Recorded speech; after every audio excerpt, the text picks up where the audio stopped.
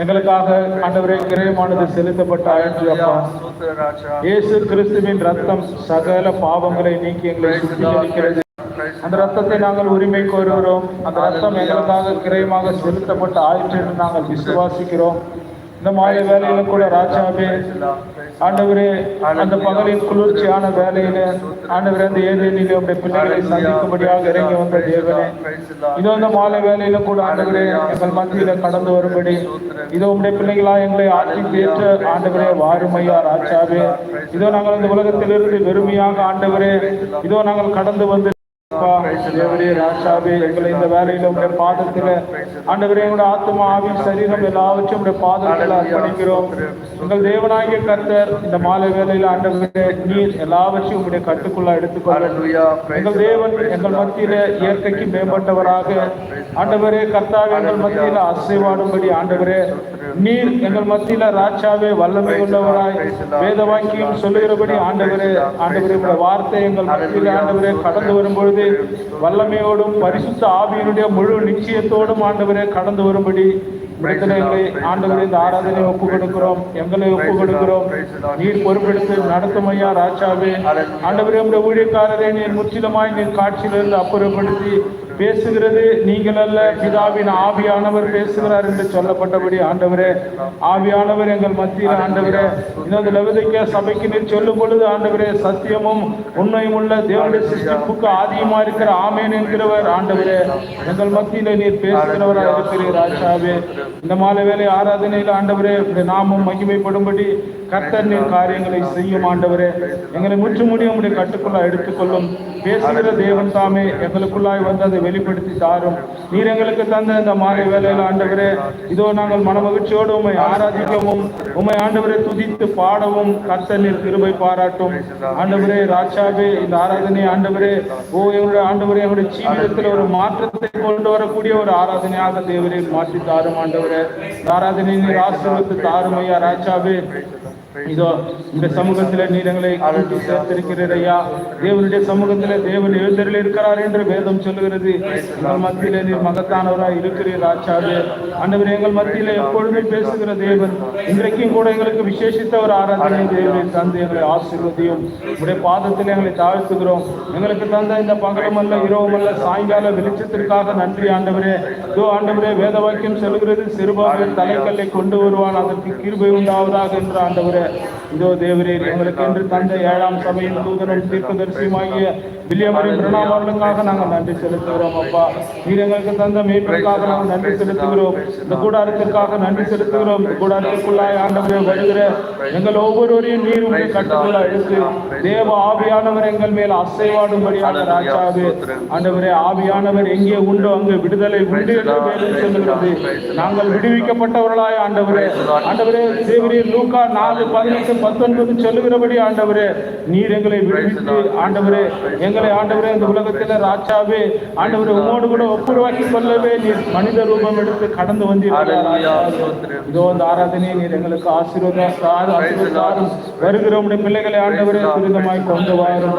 உடைய பாதப்படியில் இந்த நேரத்தை தாழ்த்தி கொடுக்கிறோம். எல்லா துதிகர மகத்துவத்தையும் எங்கள் ஆண்டவராகி இயேசு கிறிஸ்துவும் ஒருவருக்கே நான் ஏறெடுக்கிறோம். இயேசுவின் உன்னத நாமத்தின் மூலமாக எங்களுடைய வேண்டுதல்களை விண்ணப்பங்களை ஏறெடுக்கிறோம். ஏற்றுக்கொண்டு எங்களை ஆசீர்வதியும் எங்கள் ஜீவனுள்ள நல்ல பிதாவே. ஆமென் ஆமென் ஆமென். நமஸ்காரம். நம் பாடல் புத்தகத்திலே 262வது பாடலை பாடி கர்த்தருடைய நாமத்தை நாம் மகிமைப்படுத்தலாம். பாடல் புத்தகத்திலே 262. அற்புதமாய் அவரன்பு அன்பினோ காக்கும் தூய அன்பு. அற்புதமாய் அவரன்பு அன்பினோ காக்கும் தூய அன்பு. இப்போவிலே இவரை போல் அன்பர் எவருண்டு. இப்போவிலே இயேசுவை போல் அன்பர் எவருண்டு. மாறாதவர் எந்தன் இயேசு என்றும் பற்றிடுவே. மாறாதவர் எந்தன் இயேசு என்றும் பற்றிடுவே. எந்தன் இயேசு வல்லவர் என்றும் நடத்துவார். எந்தன் இயேசு வல்லவர் என்றும் நடத்துவார். சர்வ வல்ல தேவனீவர் சாத்தமும் தாழ்மை உள்ளவராம். சர்வ வல்ல தேவனீவர் சாத்தமும் தாழ்மை உள்ளவராம்.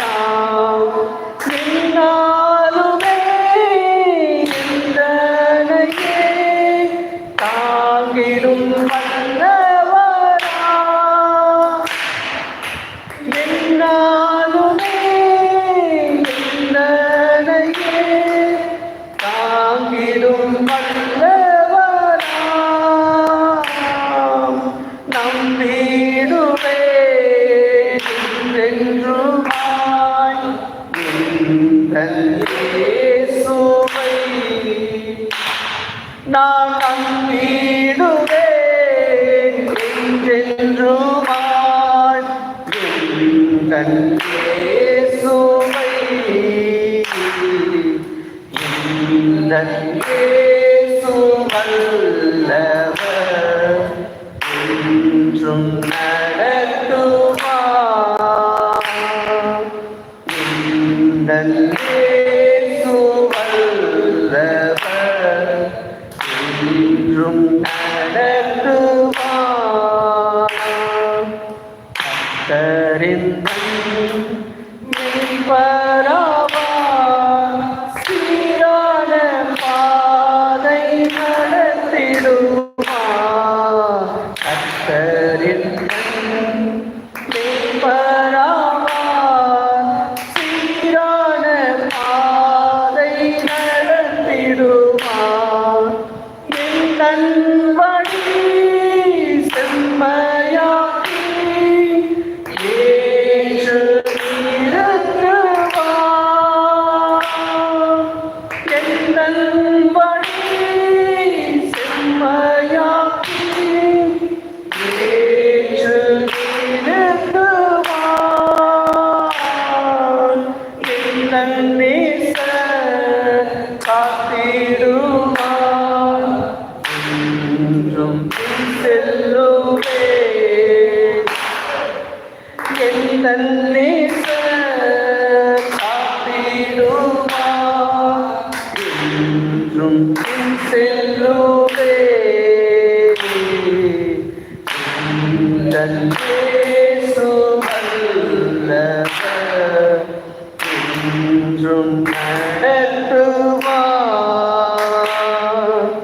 எந்தன் இயேசு வல்லவர் என்றும் நடத்துவார். ஜெயம் கொண்ட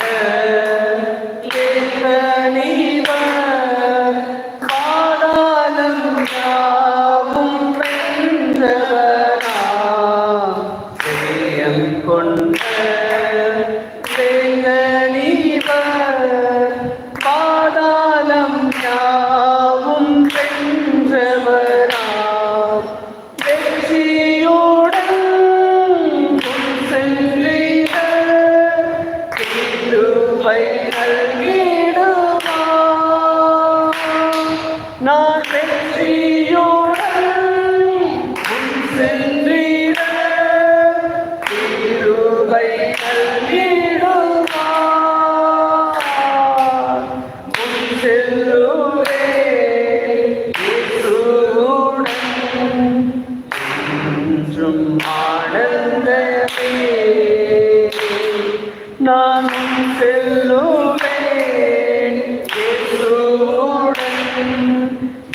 என்றும் ஆனந்தமே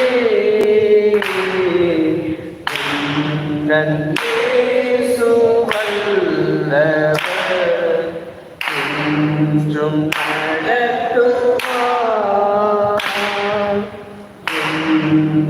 இயேசு வல்லவர் என்றும் நடத்துவார்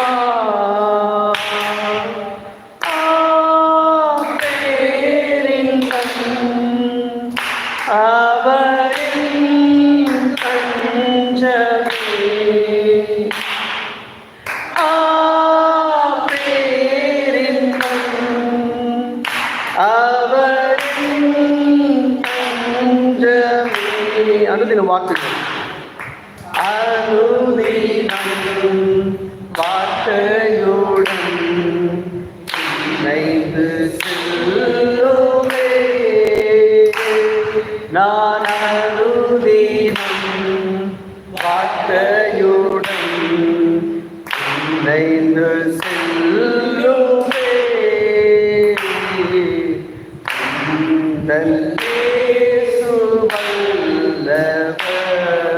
என்றும் நடத்துவார்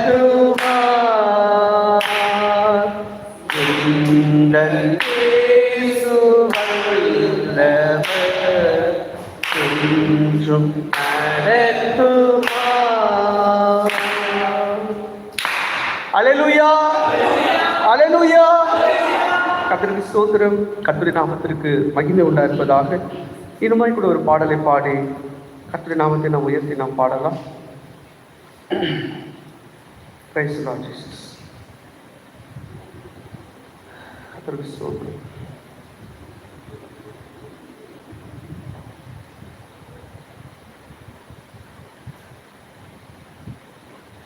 பாடல் புத்தகத்தில் 237வது பாடலை பாடலாம். எனக்கு ஒத்தாசை வரும் பர்வதம் நேராய் என் கண்களை நான் ஏறெடுத்தேன். பாடல் புத்தகத்தில் 237வது பாடலை பாடி கர்த்தரை நாம் மையப்படுத்த. வானமும் பூமியும் படைத்த வல்ல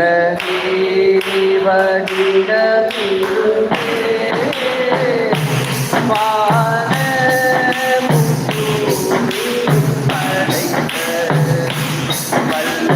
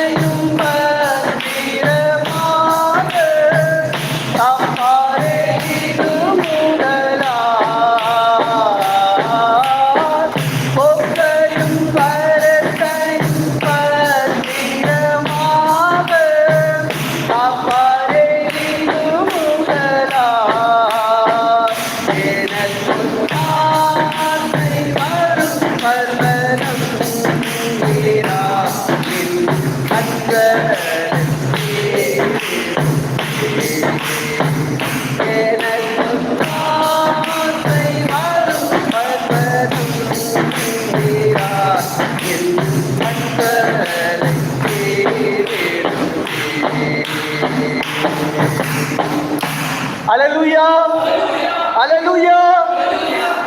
கர்த்தருக்கு ஸ்தோத்திரம். கர்த்தருடைய நாமத்திற்கு மகிமை உண்டாயிருப்பதாக. கர்த்தருடைய நாமம் மகிமைப்படுவதாக. கர்த்தருடைய நாமம் உயர்த்திருப்பதாக. இன்னுமாய் கூட ஒரு பாடலை பாடி கர்த்தருடைய நாமத்தை நாம் மகிமைப்படுத்தலாம். கர்த்தருடைய நாமத்தை நாம் உயர்த்தி நாம் பாடலாம். Hallelujah. Praise the Lord Jesus. பாடல் புத்தகத்திலே 345வது பாடலை பாடலாம். ஒரு சில கோரஸை மாத்திரம் நாம் பாடலாம். பாடல் புத்தகத்திலே 345வது பாடலை பாடி கர்த்தருடைய நாமத்தை நாம் மகிமைப்படுத்தலாம்.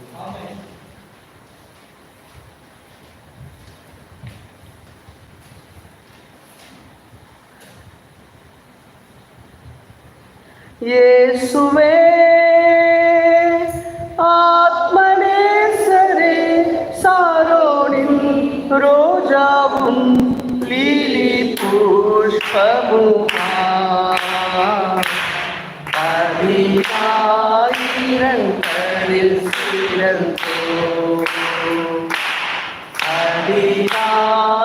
அதிகாயிரங்களில் சிறந்தோ.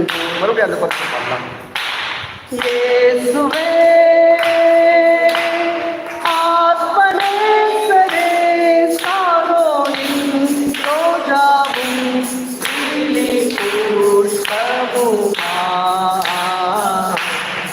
அதிகாயிரங்களில் சிறந்தோ. அதிகாயிரங்களில் சிறந்தோ. மூணாவது சொல்லுமா. அவரிடத்தை தலைக்கு வலக்கரத்தாலே ஏற்றினார். அவரிடத்தை தலைக்கு வலக்கரத்தாலே ஏற்றினார். அவரே சத்தான் கோரமானே என்னில் பரந்த கோடி தேசமே. அவரே சத்தான் கோரமானே என்னில் பரந்த கோடி தேசமே. இயேசுவே ஆத்மநேசரே சாரோனின் ரோஜாவும் லீலி புஷ்பமுமா அதிகாயிரங்களில் சிறந்தோ.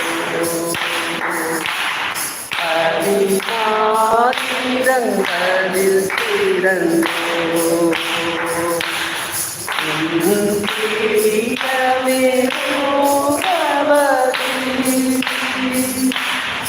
என அழைத்திடும்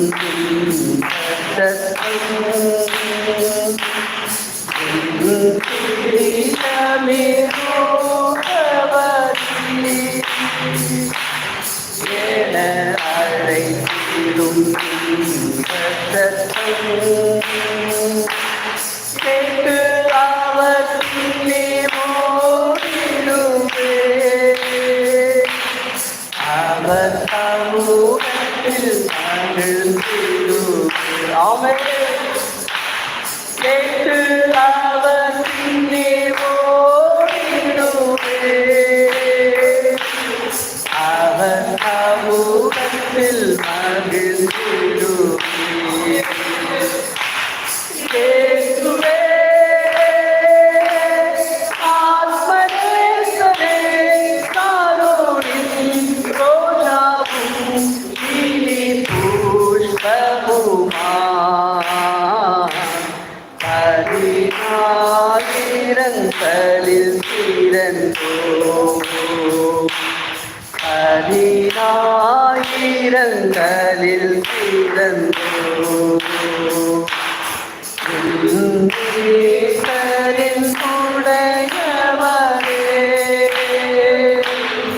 அவர் ஆதியில் சாய்த்திடுவே.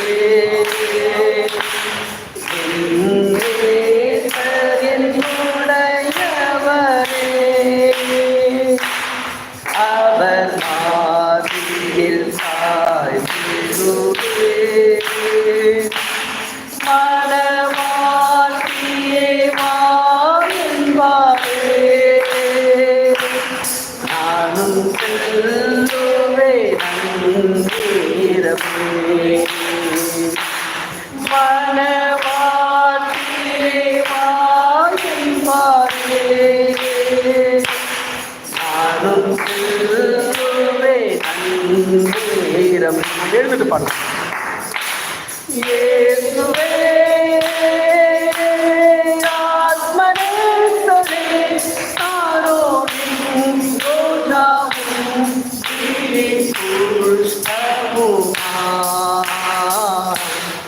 அதிகாயிரங்களில் சிறந்தோ. அதிகாயிரங்களில்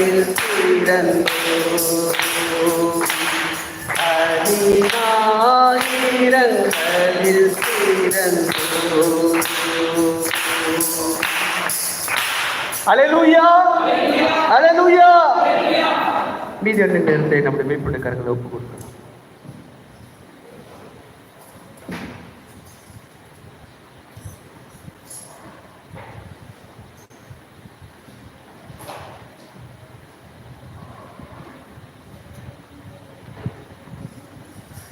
அல்லேலூயா, பிரைஸ் தி லார்ட். கர்த்தருடைய பரிசுத்த நாமத்திற்கு ஸ்தோத்திரம், துதியும் கன மகிமையும் உண்டாயிருப்பதாக. நாம் நின்று கொண்டிருக்கிறதான வேலையில் இந்த நேரத்திற்குரிய வேதவாக்கியம் கடந்து போகலாம். வெளிப்படுத்தின விசேஷம் 20ஆம் அதிகாரத்திற்கு வேதாந்தம் வெளிப்படுத்தல் 20 1-2 வசனங்கள். Revelation chapter 20 verse 1 and 2. ஒரு தூதன் பாதாளத்தின் திறவுகோலையும் பெரிய சங்கிலியையும் தன் கையில் பிடித்து கொண்டு வானத்திலிருந்து இறங்கி வர கண்டேன். பிசாசு என்றும் சாத்தான் என்றும் சொல்லப்பட்ட பழைய பாம்பாகிய வலு சர்வத்தை அவன் பிடித்து அதை 1000 வருஷம் அளவும் கட்டி வைத்து அந்த 1000 வருஷம் நிறைவேறும் வரைக்கும் அது ஜனங்களை மோசம் போக்காதபடிக்கு அதை பாதாளத்தில் தள்ளி அடைத்து அதன் மேல் முத்திரை போட்டான். கர்த்தர் இந்த வேத வாக்கியங்களை நமக்கு என்று ஆசிரியர் தருவாராக. கன்னட முடிச்சபிக்கும். இரக்கமும் கிருபையும் தயவும் அன்பும் நிறைந்த எங்கள் தேவனும் இரட்சகருமாகிய இயேசுவே, இந்த மாலை வேளைக்காக நன்றியோடு நாங்கள் திரும்பவுமாக என்னுடைய சமூகத்தில் இந்த நாளிலும் இந்த சாயங்கால வேளையிலும் உங்களுடைய சமூகத்தில் உண்மை நாடி உண்மை ஸ்தோத்தரித்து நாங்கள் உங்களுடைய மகத்துவம் நிறைந்த வார்த்தைகளை கேட்கவும் அதை விசுவாசிக்கவும் மாத்திரமல்ல அதன்படியே செய்யவும் நாங்கள் ஆர்வம் கொண்டவர்களாக விசுவாசிக்கிறவர்களாக வந்திருக்கிறோம். ஆகவே இந்த நாளில் கூட கேட்கிற இவர்களையும் தூரமாக கேட்கிறவர்களையும் மகத்துவம் நிறைந்த தேவனுடைய வல்லமையானது பரிசுத்த ஆவியானவர் இவர்கள் மேல் வந்து இறங்கி இவர்களை வழிநடத்தவும் இதை குறித்து கேட்டு சந்தோஷப்பட்டு களி கூர்ந்து நிச்சயமாக இப்போது நான் சொல்ல போவதான மிகப்பெரிய ரகசியமான இந்த காரியங்கள் ஒவ்வொருடைய உள்ளங்களிற்குள்ளும் கலந்து இதை விளங்கிக் கொள்ளவும் புரிந்து கொள்ளவும் உதவி செய்கிறோம். விசேஷமாக விளங்கிக் கொள்ள முடியவில்லை, புரிந்து கொள்ள முடியவில்லை என்றால் இவர்கள் கஷ்டப்படாமல் துக்கப்படாமல் என்ன சொல்லுவாங்களோ என்று எண்ணாமல் வந்து கேட்டு அறிந்து புரிந்து கொண்டு சந்தோஷப்பட்டு களி கூர்ந்து நடக்கக்கூடிய அனுபவத்தை தாரும். அடியனை மறைத்து பேசும். இது ஒரு மகத்துவம் நிறைந்த ஒரு ரகசியமாக இருக்கிறபடியினால பரிசுத்த ஆவியானவர் தாமே முற்றிலுமாக என்னை மறைத்து பேசும்படி உம்மை நான் அழைக்கிறேன், உம்மை வேண்டிக் கொள்ளுகிறேன். அதே தேவன் ஆவியானவர் கேட்கிற காதுகளையும் இருதயங்களையும் விருத்த சேதனம் செய்யும்படி கனமகிமை எல்லாம் உம்மை கொண்டு வருகிறேன். இயேசு கிறிஸ்துவின் நாமத்தில் ஜெபிக்கிறேன் ஜீவனுள்ள நல்ல பிதாவே, ஆமென். ஆண்டவரே காரணம் மாலை வேளையில் வந்திருக்கிறவங்க யாவருக்கும் கர்த்தராகிய இயேசு கிறிஸ்துவின் வல்லமையுள்ள நாமத்தில் உங்களுக்கு ஸ்தோத்திரங்களையும் வணக்கத்தையும் நான் தெரிவித்துக் கொள்கிறேன். கர்த்தர் உங்களை வெகுவாய் ஆஸ்வதிப்பாராக. நான் ஒரு மகத்தான ஒரு விஷயத்தை உங்களுக்கு சொல்ல வருகிறேன். இவைகள் இப்பொழுது இந்த சபை காலத்திற்கு பிறகு நடக்க வேண்டியதாக இருக்கிறது. நீங்கள் உண்மையாக உத்தமமாக இந்த வார்த்தையை, இந்த வர்த்தமானங்களை, இந்த செய்தியை இருதயத்தின் ஆழத்திலிருந்து சந்தேகப்படாமல் ஏற்றுக்கொள்கிறீர்களானால் நாம் பேசுகிற எந்த ஒரு செய்தியும் சும்மா ஃபேக் நியூஸ் அல்ல, அல்லது சபைகள் ஸ்தாபனங்கள் சொல்லிக் கொண்டிருக்கிறது போல அல்ல. நிகழ்ந்த காரியங்களையும் நிகழ்கின்ற காரியங்களையும் வருகின்ற காரியங்களையும் தான் வேத வாக்கியத்தின் ஒழுங்கின்படியையும் பரிசுத்த ஆவியாருடைய நடத்தலின்படியையும் நாம் பேசுகிறோம் என்பதை நீங்கள் கேட்டு விசுவாசித்து உங்கள் உள்ளத்தின் ஆழத்தில் ஏற்றுக்கொண்டு அதன்படி நடக்க உங்களுக்கு கர்த்தர் பாராட்டுவார். இப்பொழுது நான் உள்ளத்தில் ஒரு செய்தியை சொல்ல வருகிறேன். இது 1000 வருட அரசாட்சி. 1000 வருட அரசாட்சியை பற்றி உங்களுக்கு பேசுகிறோம். இப்போது நாம் இப்பொழுது வேத வாக்கியங்களின்படியையும் சரித்திர ஆராய்ச்சிகளிலே சொல்லப்பட்டிருக்கிறபடியையும் பார்க்கிற போது நாம் கடைசி காலமாகிய லவோதிக்கேய சபை காலத்தில் வாழ்கிறோம் இல்லைங்களா? லவோதிக்கேயா என்றால் கொஞ்சம் கவனமாக விசேஷ விதத்தில் கேட்கும்படி இடத்துல கேட்கும்படி, இது நான் பேசுகிற இப்போது பேச போகிறது எல்லாமே நிகழப்போகிற ஒன்று. இப்பொழுது நாம் லவோதிக்கேயா என்று சொல்லக்கூடிய சபை காலத்தில் வாழ்ந்து கொள்வோம். லவோதிக்கேயா என்றால் woman human rights or woman rights, மனித உரிமை அல்லது பெண் உரிமை என்று பெயர். நீங்கள் வரலாறுகளை சற்று திரும்பி பார்த்தீங்கன்னா பெண்களுக்கு உரிமை கிடையாது, மனித உரிமையும் கிடையாது.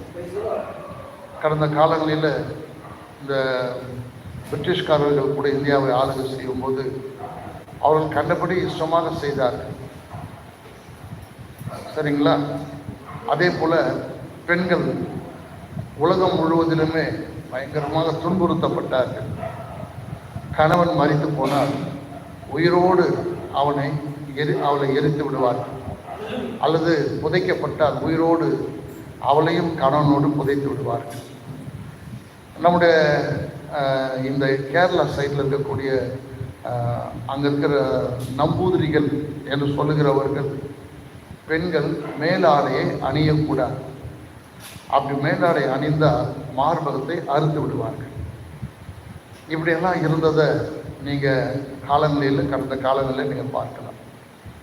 ஆனால் பெண் உரிமை என்ற ஒன்று வந்த பிறகு, மனித உரிமை என்று ஒன்று வந்த பிறகு இவையெல்லாம் செய்வது நிறுத்தப்பட்டது, சரிங்களா?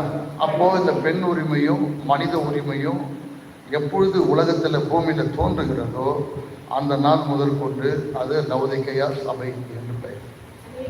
இப்போ நாம் லவோதிக்கேய சபை காலத்தில் வாழ்ந்து கொண்டிருக்கோம். லவோதிக்கேய சபை காலம் 7 சபை காலங்களில் மிக குறுகிய ஒன்று. துரிதமாக இந்த காலங்கள் முடிந்துவிடும், நமக்கும் கூட காலம் முடிந்துவிடும். இயேசுவானவர் வந்து அவருடைய மனவாட்டி அழைத்து போகிற ஒரு நேரம். சபைகளும் அநேகரும் கூட இயேசு சீக்கிரம் வருகிறார் என்று சொல்லிக் கொண்டிருக்கிறார்கள். அதே போன்று இயேசுவானவரும் கூட இந்த பூமியில் 2000 ஆண்டுகளுக்கு முன்பு வாழ்ந்தபோது அவர் எப்படி வருவார், அப்பொழுது உலக அமைப்பு என்னவாக இருக்கும் என்று நமக்கு போதித்தார். நீங்கள் அத்தி மரத்தையும் மற்ற எல்லா மரத்தையும் கவனித்து பாருங்கள் என்று சொன்னார். வெளிப்படுத்தல் 13ஆம் அதிகாரத்தில் மிருகமானது தனக்கு ஒரு சொரூபத்தை உண்டு பண்ணும் என்றும், அந்த சொரூபத்திற்கு உலகத்தில் இருக்கிற அத்தனை பேரும், சிறியவர்கள் பெரியவர்கள் வாலிபர்கள் கிழவர்கள் அத்தனை பேரும் அந்த சொரூபத்தை வணங்குவார்கள் என்றும் வேதாகமத்தில் எழுதப்பட்டு கொடுக்கப்பட்டிருக்கிறது. சொரூபம் என்றால் world churches of council, WCC. இப்பொழுது வேர்ல்டு சர்ச்சஸ் ஆஃப் கவுன்சில் என்பது புரொட்டஸ்டன்ட் சபைகளுடைய தலைமைத்துவம் என்று சொல்லக்கூடிய ஒன்று. புரொட்டஸ்டன்ட் சபைகள், அதாவது நம்முடைய செய்தி சபை அல்லாத மற்ற எல்லா சபைகளும், ஆல் சர்ச்சஸ், அவர்கள் அத்தனை பேருமே வேர்ல்டு சர்ச்சஸ் ஆஃப் கவுன்சிலில் அவர்கள் சங்கமமாகி அங்கத்தராகிவிட்டார்கள். நீங்கள் அவர்களை விசாரிச்சுக்கலாம் தெரியும். சில பேர் சபைக்கு போயிட்டு வந்துடுவாங்க, அவங்களுக்கு தெரியாது. ஆனால் சில முக்கியமான நபர்களை நீங்கள் அங்கே கேட்டிங்கன்னா, ஆமாம் நாங்கள் வேர்ல்டு சர்ச்சஸ் ஆஃப் கவுன்சிலில் மெம்பர் என்று சொல்லுவார். இந்த பூமியில் இந்த திருசியானவர் வில்லியம் பிரண்ணாமனுடைய செய்தி ஏற்றுக்கொண்டவர்கள் மாத்திரமே அந்த வேர்ல்டு சர்ச்சஸ் ஆஃப் கவுன்சிலில் கலந்து கொள்ள மாட்டார்கள். நான் அதெல்லாம் இப்போ பேசணும், எனக்கு நேரம் இருக்குமான்னு தெரியல.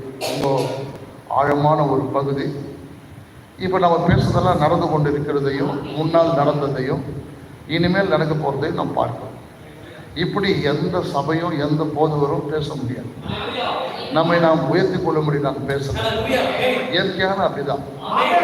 நான் எத்தனையோ பாஸ்டர்களையும் அந்த சபையில் இருக்கிறவரையும் நான் பார்த்திருக்கிறேன், சந்தித்திருக்கிறேன், அவர்களோடு பேசியிருக்கிறேன். நம்முடைய செய்தியை போல ஒருவராகிலும் பேச முடியவில்லை. இயேசுவை இரண்டாவது ஆளாகவும், ஒரு சில சபை இயேசு என்பவர் சாதாரண ஒரு மனிதன், அவரை குறித்து நாம் பேச வேண்டிய அவசியம் இல்லை என்றும், ஒரு சில சபைகள் நாங்கள் தான் பூர்வ சபை என்றும், இப்படியெல்லாம் பலவிதமான போதனைகளால் அலை கொண்டு தங்களை கெடுத்து கொண்டிருக்கிறார்கள். இவர்கள் அத்தனை பேரும் காலேஜ் ஆஃப் கவுன்சிலரை சேருவார்கள். அப்படியானால் இந்த செய்தி சபையை சேர்ந்தவர்கள் உலகம் முழுவதுமே நாம் இருக்கிறோம். எல்லா மலைகள் மேலும் செய்தி இருக்கிறது, காடுகளின் ஊடாக செய்தி இருக்கிறது. நான் அதெல்லாம் பார்த்துருக்கிறேன். உப்பனப்பள்ளி என்ற ஒரு இடத்திற்கு நான் போனபோது ஆந்திர பிரதேசத்தினுடைய கடைசி எல்லை அதுதான். அதன் பிறகு கோதாவரி ஓடுகிறது. கோதாவரி அக்கறையில் பார்த்தீங்கன்னா அது மகாராஷ்டிரா. அது வரைக்கும் நான் போய் வந்திருக்கிறேன். அங்கே இருக்கிற ஜனங்கள் எல்லாம் பார்த்துருக்கிறேன். அங்கே மிகவும் பயங்கரமான காடுகள். ஆகவே அந்த காடுகள் ஊடாக நம்ம செய்தி சபை சேர்ந்த ஒரு போதகர் சென்று காட்டில் உள்ள ஆழத்திற்கு சென்று பசி வந்துச்சுன்னா இலைங்க கீரைங்க எதனான்னு சொன்னால் அதை சாப்பிட்டுட்டு அங்கே ஓடுற தண்ணி குடிச்சிட்டு அவர்கள் போய் உபதேசம் பண்ணுறாங்க. அவர்கள் நாங்கள் போகும்போது அவர்கள் வந்தார்கள், காட்டுவாசிகள் வந்தார்கள், வந்து செய்தி கேட்டார்கள். இதெல்லாம் நேரடியாக பார்த்துருக்கிறேன். அதே போன்று மலைகளின் மேல் பனிமலைகளிலிருந்து இந்த பிரணாம் இருக்கும் பொழுது இந்த ஸ்லட்ஜ் என்று சொல்லக்கூடிய ஒரு 6-7 நாய்களை வைத்து ஒரு நான் சொல்றது நாய்கள் 6-7 நாய்கள் மக்கள் ஏறி உட்காந்துட்டாங்கன்னா வண்டி போல இருக்காது, பனிக்கட்டியில் அது இழுத்துட்டு ஓடும். அது பேர் ஸ்லட்ஜ் என்று சொல்லுவார். அதிலிருந்து வந்து கிறிஸ்துவ செய்தி கேட்டு மறுபடியும் பனிமலைக்கு சென்று வாழ்ந்தார்கள். இப்படி செய்தியானது ஏசாயாவில் சொல்லியிருக்கிறது போல உலகமெங்கும் அறிவிக்கப்படும், அப்பொழுது முடிவு வரும்னு சொன்னார். எந்த செய்தி அறிவிக்கப்படும்? ஸ்தாபனங்கள் ஆயிரக்கணக்கில் இருக்கிறது. அந்தந்த ஸ்தாபனங்கள் அந்தந்த ஸ்தாபனத்திற்குரிய அந்த கிரியைகளில் அல்லது கொள்கைகள் கோட்பாடுகளில் மட்டுமே நிற்கிறார். அடுத்த சபையை அவர்களுக்கு பிடிக்காது. அடுத்த சபையை தங்களோடு கூட இணைத்துக் கொள்ள மாட்டார். எங்கள் சபை தான் சரி என்று சொல்லுவார். நாம் என்ன சொல்கிறோம்? எல்லா சபையுமே தவறு. எப்படி? நாம் சரித்திரங்களை ஆராய்ந்து பார்த்தா எல்லாருமே ஆராய்ந்து பார்க்கலாம். நம்ம மட்டும் இல்லை, எல்லாரும் ஆராய்ந்து பார்க்கலாம். முதல் தோன்றின சபை ரோமன் கத்தோலிக்க சபை. கிபி 321 வருடத்தில் நிசாயா என்ற ஊரில் அது துவங்கினது. அதை துவக்கினவர் ரோம அரசனாக இருந்த கான்ஸ்டன்டைன் என்று சொல்லக்கூடிய ஒரு ராஜா. இவர் தான் சிலுவை போரை நடத்தினவர். 1ஆம் சிலுவை போர், 2ஆம் சிலுவை போர், இதெல்லாம் சரித்திரத்தில் நீங்கள் வாசிக்கலாம். அவர் தான் ரோமன் கத்தோலிக்க சபை துவக்கினார். பிறகு அது உலகம் முழுவதும் நான் இந்த செய்தி சொல்றதுக்காக இதெல்லாம் சொல்லினுக்கிறேன். கிபி 1500 வரையிலும் 15ஆம் நூற்றாண்டு வரையிலும் உலகம் முழுவதிலும் ரோமன் கத்தோலிக்க சபை மட்டுமே இருந்தது. அவர்கள் எல்லா மக்களையும் ரோமன் கத்தோலிக்க சபையினுடைய செய்தியை கேட்டுள்ளாங்க மாற்றிவிட்டார்கள். ஆகவே அதிலிருந்து ஒரு சபை தோன்றி புரொட்டஸ்டன்ட் என்ற பெயரை கொண்டதாக அது வெளியே வந்தது. பிறகு ஆயிரக்கணக்கான சபை அதிலிருந்து தோன்றி இன்றைக்கு 1000க்கும் அதிகமான சபைகளும் ஸ்தாபனங்களும் இன்றைக்கு இருக்கிறது. இவைகள் அத்தனையுமே ரோமன் கத்தோலிக்க சபையோட உபதேசங்களை தான் கை கொள்ளுகிறது. இந்த 40 நாள் லெந்தன் நாட்கள், இப்போ வருகிற டிசம்பர் 25 கிறிஸ்துமஸ், இதெல்லாம் கிடையாது. அதெல்லாம் கிடையாது என்றால் இயேசு பிறந்தது உண்மை. ஆனால் இவர்கள் சொல்கிற அந்த வருடத்தில் அவர் பிறக்கவில்லை. அப்படி 25 டிசம்பர் 21 தான் இயேசு பிறந்தார் என்று யாராவது ஒரு சரித்திர ஆராய்ச்சிக்காரனோ அகழ்வாராய்ச்சிக்காரனோ நம்ம சொல்லட்டும். யாவனாலும் சொல்லணும். யாராலும் சொல்ல முடியாது. ஏன்னா அவர் அந்த தேதியில் அவர் பிறக்கலை.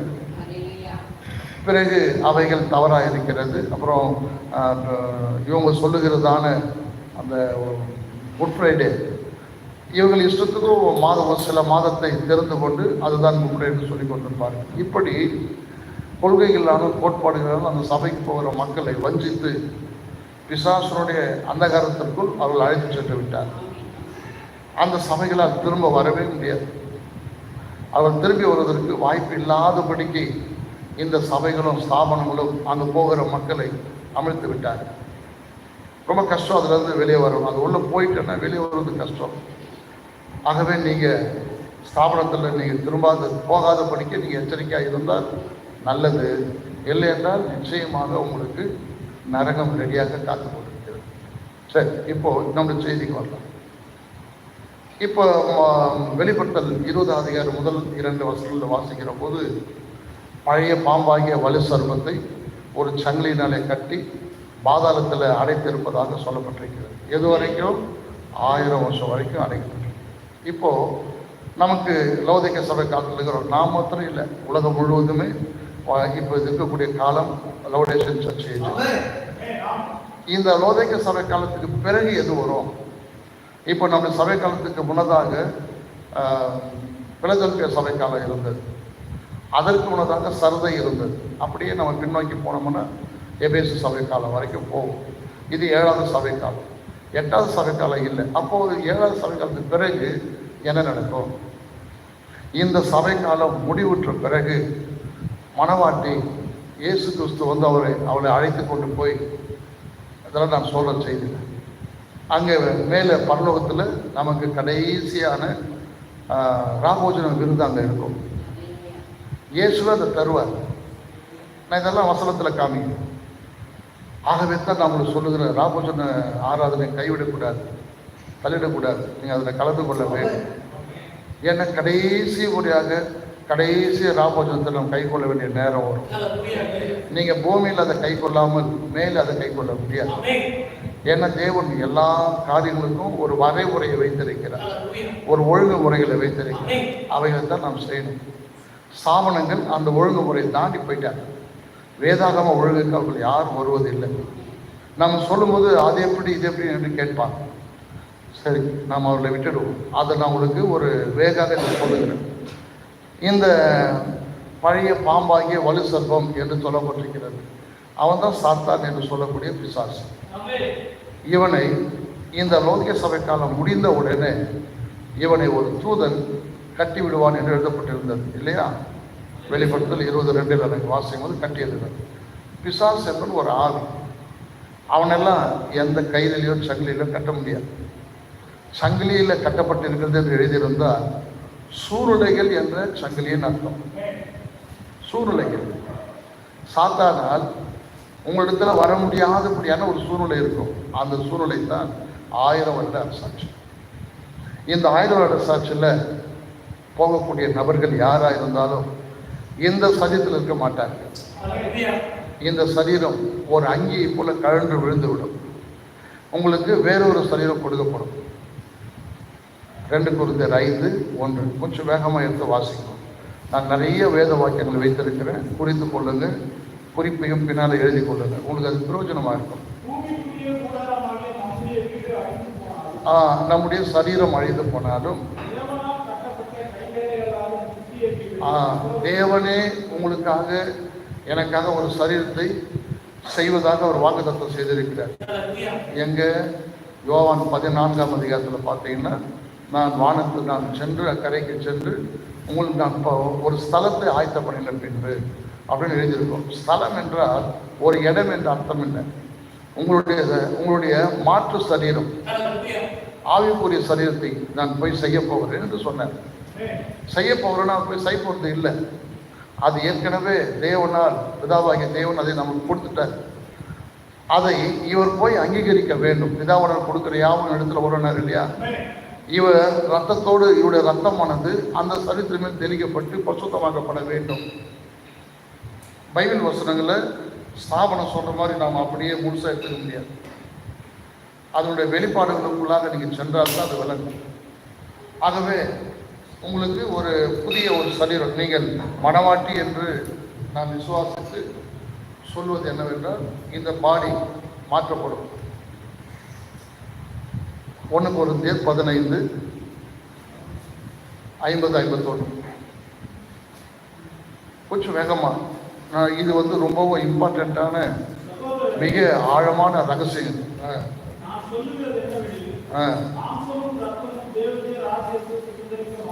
பரலோகத்திற்கு இப்ப இருக்கிற சரீரத்தோடு போக முடியாது. நம்முடைய சரீரங்கள் அழிந்து போகும். ஒரு சின்ன ஆக்சிடென்ட் நர்சிங் அழிஞ்சு போகுது. ட்ரெயின்ல போனா தூள் தூளா உறைஞ்சு போகுது. எவனாவது வெட்டினா துண்டு துண்டா போயிடுறோம் இல்லையா? அந்த மாதிரி சரீரம் இந்த சரீரம்.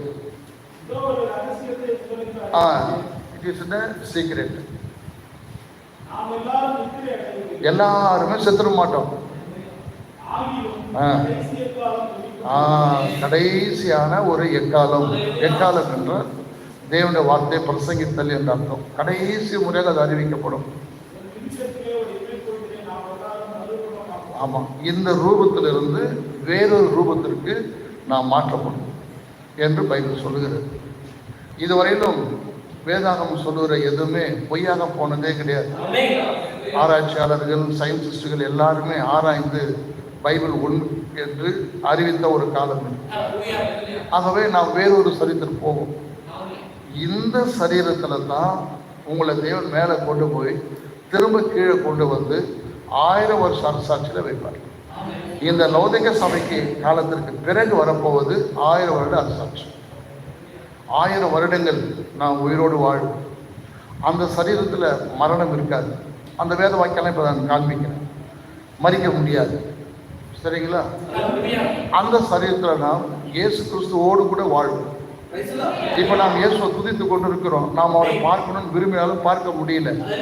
ஆனா 1000 வருட சாட்சியில நம்மோடு கூட இருப்பார். யாரெல்லாம் 1000 வருட சாட்சியில வரப்போறீங்களோ நீங்க இயேசுவை நேரடியாக பார்க்கலாம். இந்த பூமியில தான் அது இருக்கும். சரி, அதை பற்றி தான் இப்போது செய்யும். சரிங்களா? சரி, இந்த 1000 வருஷம் வரைக்கும் இந்த நீங்க வாசித்த வெளிப்படுத்தல் 20ஆம் அதிகாரம் 2ஆம் வசனத்துல சாத்தான் கட்டப்பட்டு இருப்பான்னா அவனால் வந்து கிரியை செய்ய முடியாது. ஏன்னா அந்த பாடியில பிசாசு உன்னை டச் பண்ணவே முடியாது, உன்னை தொட முடியாது. அதே போல அந்த பாடியில மரணம் இருக்காது, வியாதிகள் இருக்காது. இப்ப இருக்கிற வியாதிகள் அது இல்லையா, பெரும்பாலும் எல்லாருக்கும் சுகர் வியாதிகள் அதெல்லாம் அங்கே இருக்காது, எதுவுமே இருக்காது. தேவன் கொடுக்குற அருமையான பரிசுத்தமுள்ள ஒரு சரீரம் உனக்கு இருக்கும். அந்த சரீரத்தை சாத்தானால் தொட முடியாது. ஆகவே அவனால் கிரி செய்ய முடியாத ஒரு சூழ்நிலை தான் அந்தகார சங்கிலில் கட்டி வைப்பது என்று எழுதியிருக்கும். பிசாசால கட்டி வைக்க முடியாது. ஏன்னா ஒரு ஆவி, பிசாசு சாத்தான் என்பது ஒரு ஆவி என்று நமக்கு தெரியும். ஆவியை போய் எப்படி கட்டுவது? ஆகவே ஸ்தாபனங்கள் அப்படிதான் எண்ணி கொண்டிருக்கிறாங்க. பிசாசு வந்து சங்கிலியில் கட்டுவாங்க, தூதன் ஒன்றில் கட்ட முடியாது. சங்கிலி என்றால் அந்த நேரத்தில் இருக்கக்கூடிய சூழ்நிலைகள், அந்த சூழ்நிலைகளில் சாத்தானால் ஒன்றும் செய்ய முடியாது. ஆகவே அவன் பாதாளம் திரும்பி போயிடுவான். 1000 வருஷத்துக்கு பிறகு மறுபடியும் சாத்தான் வருவான். படிங்க வெளிப்படுத்தல் 20:3.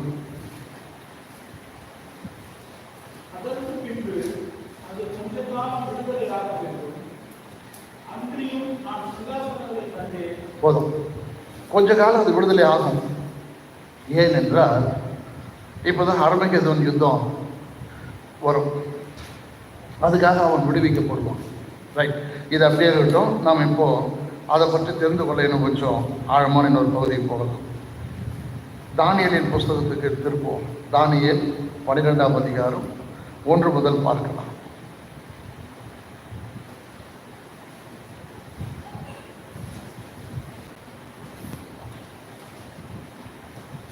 தானியேலின் புஸ்தகம் நான் படிக்கிறேன். 12ஆம் அதிகாரம் 1 முதல் முழுசும் படிக்கணும். நான் படிக்கிறேன் பாருங்க. உன் ஜனத்தின் புத்திரருக்காக என்று எழுதியிருக்கிறது. இப்போ இந்த அதிகாரம் தானியேலுக்கு ஒரு தூதன் வந்து சொல்லுகிறான். அப்போ உன் ஜனத்தின் புத்திரர் என்று சொன்னார் நம்ம எல்லாரும் கிடையாது, அது இஸ்ரவேலர்கள் மட்டும். தானியேலுடைய ஜனங்கள் இஸ்ரவேலர்கள், யூதர்கள். அவர்களுக்காக நிற்கிற பெரிய அதிபதியாக மிகாவேல் அக்காலத்தில் எழும்புவான். யாதொரு ஜாதியாரும் தோன்றினது முதல் அக்காலம் மட்டும் உண்டாயிராத பயங்கரமான ஆபத்து காலம் வரும். அக்காலத்தில் புஸ்தகத்தில் எழுதியிருக்கிறவர்களாக காணப்படுகிற உன் ஜனங்கள் அனைவரும் விடுவிக்கப்படுவார்கள். பூமியின் தூளிலே நித்திரை பண்ணுகிறவர்களாகிய அநேகரில் சிலர் நித்திய ஜீவனுக்கும் சிலர் நித்திய நிந்தைக்கும் இகழ்ச்சிக்கும் விழித்து எழுந்திருப்பார்கள். ஞானவான்கள் ஆகாய மண்டலத்தில் ஒளியைப் போலவும் அநேகரை நீதிக்குட்படுத்துகிறவர்கள் நட்சத்திரங்களைப் போலவும் என்றென்றைக்கும் உள்ள சதா காலங்களிலும் பிரகாசிப்பார்கள். தானியேலாகிய நீயோ வென்றால் முடிவு காலம் மட்டும் இந்த வார்த்தைகளை புதைப்பொருளாக வைத்து வைத்து இந்த புஸ்தகத்தை முத்திரை போடு. முத்திரை போடுன்னா தானியல் புஸ்தகம் பைபிள் முழுதுமே, விசேஷமாக தானியல் புஸ்தகம் வெளிப்பாட்டினால் தான் புரிந்து கொள்ள முடியும். அதை வாசித்தாலும் புரிந்து கொள்ள முடியாது. தானியல் புஸ்தகம் தான் முதல் எழுதப்பட்ட வெளிப்படுத்தின விசேஷம். முதல் வெளிப்படுத்தின விசேஷம் தானியல் புஸ்தகம். ரெண்டாவது வெளிப்படுத்தின விசேஷம் யோவான் எழுதின வெளிப்படுத்தல். ஆகவே தானியலுடைய புஸ்தகத்தை வெளிப்படுத்தின விசேஷம் நீங்கள் 2 பைபிள் வச்சுட்டு வாசித்து பார்த்தீங்கன்னா ரெண்டும் ஒரே மாதிரி ஒரே காரியத்தை பேசும். ரெண்டுமே அதில் 4 ஜீவன்கள், இதில் 4 ஜீவன்கள் வரும். ஜீவன்கள் இதில் 4 குதிரைகள் வரும். அதில் 4 மிருகங்கள் என்று வரும். ரைட். இப்படி தானியலும் வெளிப்படுத்தின விசேஷம் எழுதின யோவானும் ஒரே காரியத்தை சொல்லிக்கொண்டு இருப்பார்கள். சரி, இப்போ நான் பார்க்க வேண்டியதை நான் கொஞ்சம் அதற்கு முன்பாக நீங்கள் ஆபகுக் 2வது அதிகாரத்துக்கு போங்க. ஆபகுக் 2வது அதிகாரம் 3-4 வசனங்கள். மன்னிக்க வேண்டும், கண் தெரியல எனக்கு. ஆபகுக் 2ஆம் அதிகாரம் 14வது வசனம்.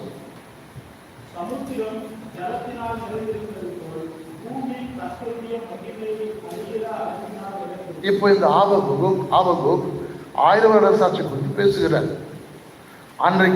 இன்றைக்கு அநேக சபைகள் பார்த்தீங்கன்னா திரித்துவம், இருத்துவம், ஒருத்துவம் என்று சொல்லி கொண்டு பேசிக்கொண்டு இருக்கிறார். அன்றைக்கு உலகம் முழுவதிலுமே ஒரே தேவன் இருப்பார், ஒரே அரசாட்சி மட்டுமே இருக்கும். இப்போ இவையெல்லாம் காலியாகி போயிடும், அழிந்து போயிடும். அன்றைக்கு ஒரே தேவன் தான் இருப்பார். பூமி முழுவதும் கர்த்தரை அறிகிற அறிவு மட்டுமே அன்றைக்கு இருக்கும் என்று ஆபகுக் 1000 வருட அரசாட்சி குறித்து பேசுகிறார். சரி, நான் இப்போது செய்திக்குள்ள போய் படிக்கிறேன் பாருங்கள். அதனுடைய அர்த்தம் என்னவென்றால், சத்ருவானவன் அடைக்கப்பட்ட பொழுது பாவமானது முடிவுக்கு கொண்டு வரப்படும் போது பாருங்கள், வெளிப்படுத்தல் 20:2 நீங்கள் வாசித்தது போல எப்பொழுது சாத்தான் அடைக்கப்படுகிறானோ அப்பொழுது பாவமும் முடிவுக்கு வந்துடும். அது வரைக்கும் பாவங்கள் ஓடிக்கொண்டே இருக்கும். ஏன்னா அவன் இருக்கிறான் பூமியில்.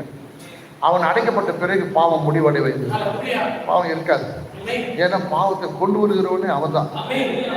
ஆனால் மக்களாகிய சிலர் நம்ம என்ன செய்கிறோம், அந்த பாவத்தை கொண்டு வருகிற அவனை நம்மளால் புரிந்து கொள்ள முடியல.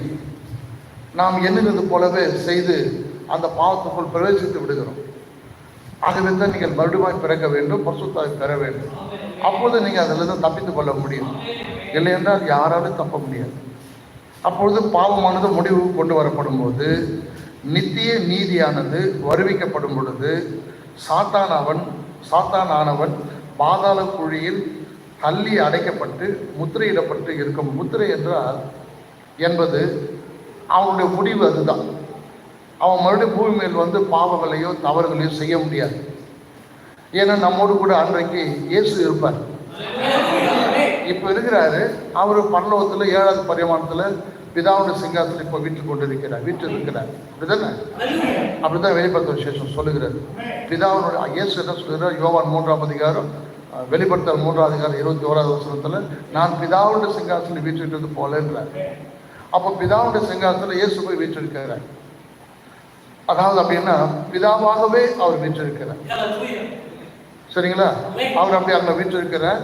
அப்படி வீற்றிருக்கிற போது சாத்தானவன் பாதாள குழியில் தள்ளி அடைக்கப்பட்டு முத்திரையிடப்பட்டு இருக்கும்போது, சமுத்திரம் ஜலத்தினால் நிறைந்திருக்கிறது போல பூமி கர்த்தரை அறிகிற அறிவினால் நிறைந்திருக்கும் என்று ஆபகுக்கில் நாம் படிக்கிறோம்.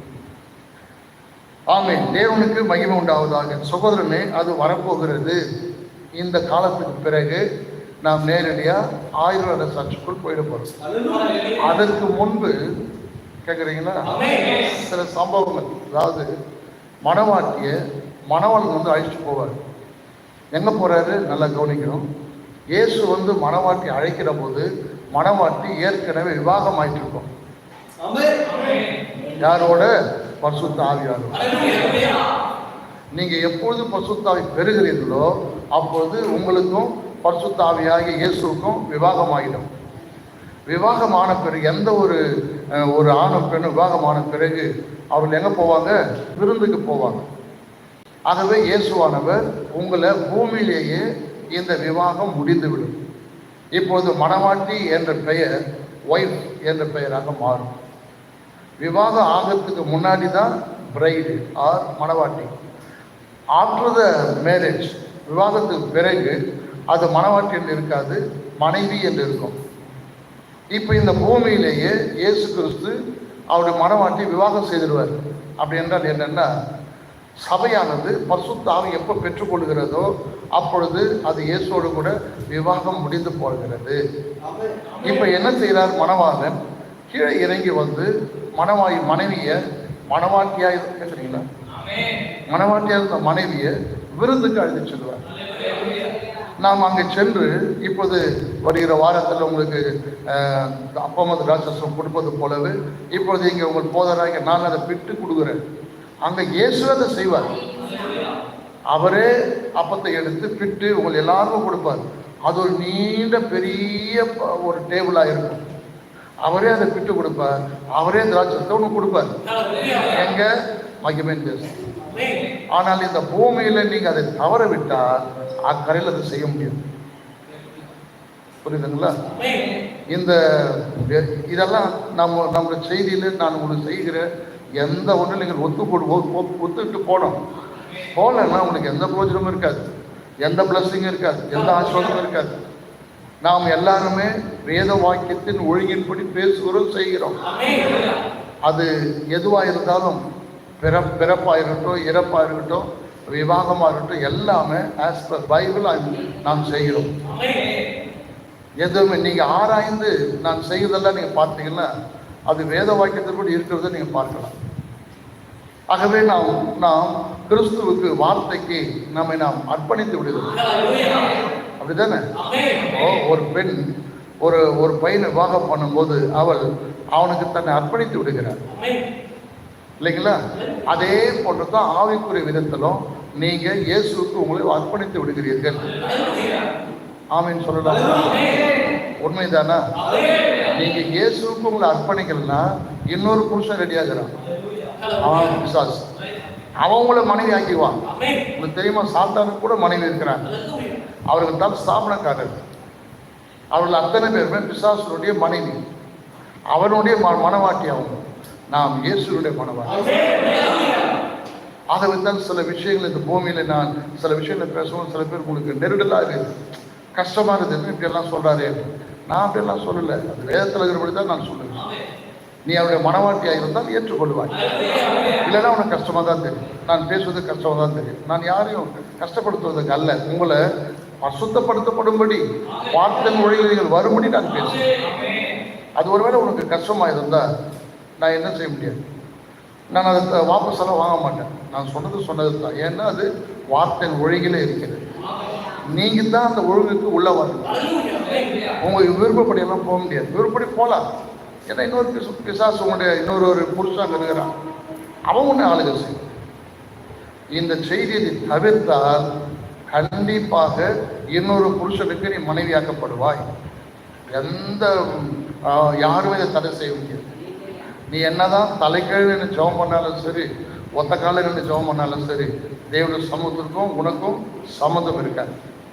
பிசாசுடைய மனவாட்டி அவர்கள் இருக்கிற எல்லா சபையாரும், ரோமன் கத்தோலிக்க சபை முதற்கொண்டு பெந்தகோஸ்து சபை வரைக்கும் எல்லாருமே பிசாசுடைய அடிமைகள், அவனுடைய மனவாட்டிகள். அவர்கள் அவனை விவாகம் செய்திருக்கிறார். ஆகவே தான் அந்த சபைக்கு போகிறவர்கள் நாம் இருக்கிறது போல ஒரு ஒழுங்கு அங்கே இருக்காது. ஒருவர் என்னை கேட்டார். நேற்று தினத்தில் நான் போய் வந்துருக்கேன் திருத்தணிக்கு.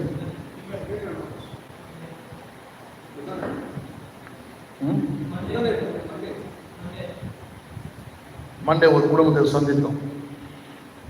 அவர்கிட்ட பேசும் பொழுது விதமான ஒரு வார்த்தையை சொன்னார். அவர் என்ன செய்தார்? ரோமர் புஸ்தகம் எடுத்து, நான் என்கிட்ட பேசுகிறவங்கெல்லாம் நான் வசனத்தையே பேசுகிறேன், அவங்களும் வசனத்தையே பேசுவாங்க. ஆனால் தவறாக புரிஞ்சுன்னு பேசுவாங்க. அவர் என்ன செய்தார்? நீங்கள் மற்றவர்களை குற்றப்படுத்துவதற்கு நீங்கள் யாருன்னு கேட்டார். எனக்கு புரிய இது போல எத்தனையோ பேரை கேட்டேன். நான் சொன்னேன், நான் உங்களை குற்றப்படுத்தலைன்னா உங்களை யார் குற்றப்படுத்தணும்? சொல்லுங்க. சோர்கள் யாராவது சொல்லுங்க. நீங்க தவறு செய்தால் நான் உங்களை குற்றப்படுத்தாமல் யார் குற்றப்படுத்துவாங்க?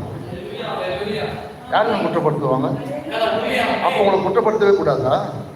நீ குற்றவாளி என்றால் நீ குற்றம் தான் படுத்தப்பட வேண்டும். நீ தவறு என்றால் தவறு தான் ஆக வேண்டும். உன் தவறு சொல்லக்கூடியவன் யாரு? நான் தான். என்னை கத்துறதுக்கு என்று வைத்திருக்கிறேன். நான் குற்றப்படுத்தலாம், நீ அதுக்கப்புறம் குற்றத்துக்குள்ளே சென்று மறைந்து விடுவாய். ஆகவே நீ தவறு என்றால் நீ தவறு என்று நான் சொல்ல வேண்டும். போலீஸ் எதுக்கு இருக்கிறாங்க? குற்றம் செய்வர்களை தண்டிக்கத்தான் அவங்க இருக்கிறாங்க. போலீஸே இருக்கக்கூடாது. போலீஸை நீ ஏன் இருக்கிறன்னு கேட்ட எப்படி? அல்லது போலீஸுக்கு மேலே இன்னொரு ஒன்னொன்று இருக்குது, கோர்ட்டில் எங்களுக்கு தேவையில்லைன்னா எப்படி? அது தேவையில்லை, நீ குற்றம் செய்யாது. அதே போல ஆய்வுக்கூடத்தில் அவர் என்ன சொல்லும்போது என்னை எல்லாரும் தான் சொல்லுவாங்க, நீங்க ஏன் மற்றவர்களை குற்றப்படுத்துறீங்க? நீ ஏன் குற்றம் செய்யற? பிதாக்குவான் பசங்க ஏன் ஞானஸ்தானம் கொடுக்குற? அப்படி யாரும் சொல்லலையே. அவர் சொல்லணும், பைபிளில் யாராவது பிதாக்குவான் பசங்க ஞானஸ்தானம் கொடுத்ததாகவோ, ஞானஸ்தானத்தை ஒரு ஆள் ஒரு ஞானஸ்தானம் எடுத்ததாகவோ ஒரு ஆள் சொல்லி பார்க்கலாம். யாருமே கிடையாது. அப்போ நீ செய்கிற, நான் உன்னை குற்றப்படுத்தாத என்ன செய்யறது? பெண்கள் பிரசங்கிக்க கூடாதுன்னு பைபிள் சொல்லுது. உங்கள் சபையில் பெண்களை பிரசங்கிக்க வைக்கிறீங்க, குற்றப்படுத்தாத என்ன பண்ணுறது? உங்களை குற்றப்படுத்துறதுக்கு யாருமே கிடையாது, நான் தான் இருக்கிறேன். என்னால் தான் அதை செய்ய முடியும். ஆக்சுவலாக அது அப்படி இல்லை. பரிசுத்தாவி தான் குற்றப்படுத்தணும். நான் பரிசுத்தாவியோடு இருக்கிறேன், உங்களை குற்றப்படுத்தணும். நீ வார்த்தை தவறாக செய்யும் போது நான் உன்னை குற்றப்படுத்துவேன். எல்லாரும் உங்களுக்கு சொல்லுகிறேன். அதற்காக தான் என்னை தேவன் வச்சிருக்கிறேன். நீ யாரும் சொல்லக்கூடாது. நீ சொன்னேன்னா நீ தான் தவறி போயிடுவ. நீ தான் போய் போகக்கூடாத இடத்துக்கு போயிடுவேன். நான் உங்களை குற்றப்படுத்தித்தான் ஆக வேண்டும். பாருங்க, பவுல் அப்போஸ்தலர் நாட்களில் பவுல் சற்று ஒரு படி அதிகமாக தான் சொல்றாரு. அடுத்த முறை வரும்போது உங்களிடத்தில் நான் பெரம்போடு வரட்டுமான்னு கேட்டேன். சரிங்களா? நீ தவறு செய்தாலும் சபை தவறு செய்தாலும் தவறு தானே. நீ யார் கேட்கறதுக்குன்னு எப்படி சொல்ற? நீ ஏன் செய்த அதை? ஒருவேளை நீ ஸ்தாபனத்தில் உட்காந்து செய், எனக்கு ஒன்றும் கஷ்டம் இல்லை. ஆனால் அங்கிருந்து நான் உன்னை சந்தித்தால் நான் உன்னை கேட்பேன். புரியுதுங்களா இல்லையா? இந்த செய்தி சபை இருக்கிற எந்த போதவருக்கும் அந்த உரிமை இருக்கிறது. அவர்களை தவிர மற்றவர்களை குற்றப்படுத்துவதற்கு யாருக்கும் உரிமை கிடையாது. நான் குற்றப்படுத்துவேன், நான் சொன்ன நான் குற்றப்படுத்துவேன். இதை நீங்க கேட்கக்கூடாது. நீ உங்கள் குற்றங்களை நீங்க நான் சொல்லும்போது, ஆமாய்யா நீ சொல்றது கரெக்டு தான், ஏசு நாம தான் ஞாபகம் எடுக்கணும், ஏதாவது எடுக்கணும் நீ சொல்லு. நீ சொல்லலாம் உன்னை குற்றப்படுத்துவேன். நீ தவறு. ஏதாவது ஒரு புத்தகம் எங்க இருக்குது பைபிள்ல? எந்த வசனத்தில் இருக்குது? இல்லைங்க, பிதா ஒருத்தர் இருக்கிறாரு, குமார் ஒருத்தர் வந்து சொன்னான் புதர் வீட்டில் 2 பேர் இருக்கிறாங்க அப்படின்னா. பிதா ஒருத்தர், அது குமாரன் ஒருத்தர். சரி, அந்த குமாரன் தான் பிதான்னு சொன்னால் ஒத்துக்க மாட்டேன். அப்போ நான் குற்றப்படுத்தணுமா வேண்டாமா? யார் குற்றப்படுத்துறது? அப்போ நான் குற்றப்படுத்தணும். ஆவியாளர் உங்களை குற்றப்படுத்துவார். நான் வந்து ரொம்ப தீபாக சொன்னேன், நான் கவலைப்படவே இல்லை, நான் குற்றப்படுத்துவேன். நீ ஏன் செய்கிற? நீ கிறிஸ்துவனா அல்லாதிருந்தால் நான் உன்னை கேட்க போகிறேன். நீ கிறிஸ்துவன் இல்லாத ஏதாவது ஒரு யானை மூஞ்சி கோயிலில் போய் 108 தேங்காய் வச்சுட்டு போ, நான் உன்னை கேட்க போகிறதில்லை. நீ கிறிஸ்துவன் என்று சொல்லும்போது கிறிஸ்துவ ஒழுங்கில தான் இருக்க வேண்டும். நான் குற்றப்படுத்துவேன். எனக்கு அந்த அதிகாரத்தை தேவன் தந்திருக்கிறார் அப்படின்னு அவர்கிட்ட சொன்னேன். அவர் பேசவே இல்லை. அவர் அதை ரொம்ப அருமையாக ஏற்றுக்கிட்டார். கூட வந்தவர்களுக்கு தெரியும், அவர் ஆப்போசிட்டா பேசல. ஆனா அவனுக்கு என்ன தோணுது, நான் யாரையும் தப்பு சொல்ற மாதிரி குற்றம் சொல்றேன். நீ தப்பு தானே, தப்பு இல்லை, பாவமே செய்யற. நீ இயேசுவை தள்ளிட்டு நீ வேற எதையும் செய்யும் போது நீ எப்படி கிறிஸ்துவனா இருக்க முடியும்? சரிங்களா? ஆகவே குற்றப்படுத்துதல் என்பது கண்டிப்பா இருக்கும். அதை செய்யக்கூடிய ஒரு நபரை தேவன் வைத்திருக்கிறார். புரியுதுங்களா? சுஜாதா சிஸ்டர், நான் குற்றப்படுத்துவேன், எனக்கு அந்த உரிமை இருக்கிறது. நீங்கள் தவறும் போது நான் கேட்போம். அதற்காகத்தான் தேவன் என்னை வைத்திருக்கிறார். நான் சொல்லுவது நீ கேட்காமல் போகலாம், கேட்கலாம். கேட்காமல் போனேன்னா அதுக்குரிய தண்டனை இருக்கும், கேட்கும் பொழுது அதற்குரிய ஆசீர்வாதம் இருக்கும். நீ கேட்காதன்னு சொல்லக்கூடாது, நான் சொல்லுவேன். நீங்க எத்தனை பேர் எழுப்பினாலும் நான் பேசித்தான் இருப்பேன், தவறு சொல்லிட்டு தான் இருப்பேன். இல்லைன்னா நீ ஓடி போயிடு, தவறு சொல்லாத இடத்துக்கு ஓடி போயிடு. இங்க இருந்தா நீ செய்யற எந்த தவறுக்கும் நான் சொல்லுவேன், சொல்லித்தான் ஆகணும். சரிங்களா? அதுக்கு எதனா பைபிள்ல வசனம் இருக்குதா? இருக்குது, படிக்கிறீங்களா? குற்றப்படுத்தா ஏன் குற்றப்படுத்த ரோமன்ல பவுல் சொல்றதுக்கான காரணம் இருக்குது. ஆனா குற்றப்படுத்தலாமா அப்படி ஒரு வசனம் இருக்குதா? 1 பேதுரு திருப்பம். நான் எல்லா வசனத்துக்கும் நான் பைபிளில் வசனம் இல்லாமல் எதையுமே பேச மாட்டேன். இது எப்போதும் சபையில் இருக்கிறவங்க எல்லாரும் ஞாபகத்தில் வைத்துக் கொள்ளுங்க. இப்போ பாஸ்டர் பேசுறாருன்னா அவருக்கு அதற்குரிய வேத வாக்கியம் அது இருக்கணும். அப்படின்லாம் பேச முடியாது.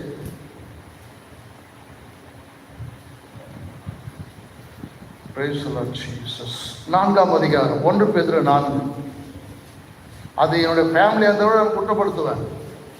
நீ என்ன சொல்ல நீங்கள் கேட்கக்கூடாது. என்னை எப்பொழுது ஊழியக்காரனா தேவன் வைத்தாரோ என்னை சொல்வதற்கு எல்லா உரிமையும் உண்டு. அல்லேலூயா. அந்த உரிமை அளித்தவர் தேவன். உனக்கு தெரியலன்னா அங்கே வந்த பிறகு பாரு. 1 பேதுரு 4ஆம் அதிகாரம் 17வது வசனம்.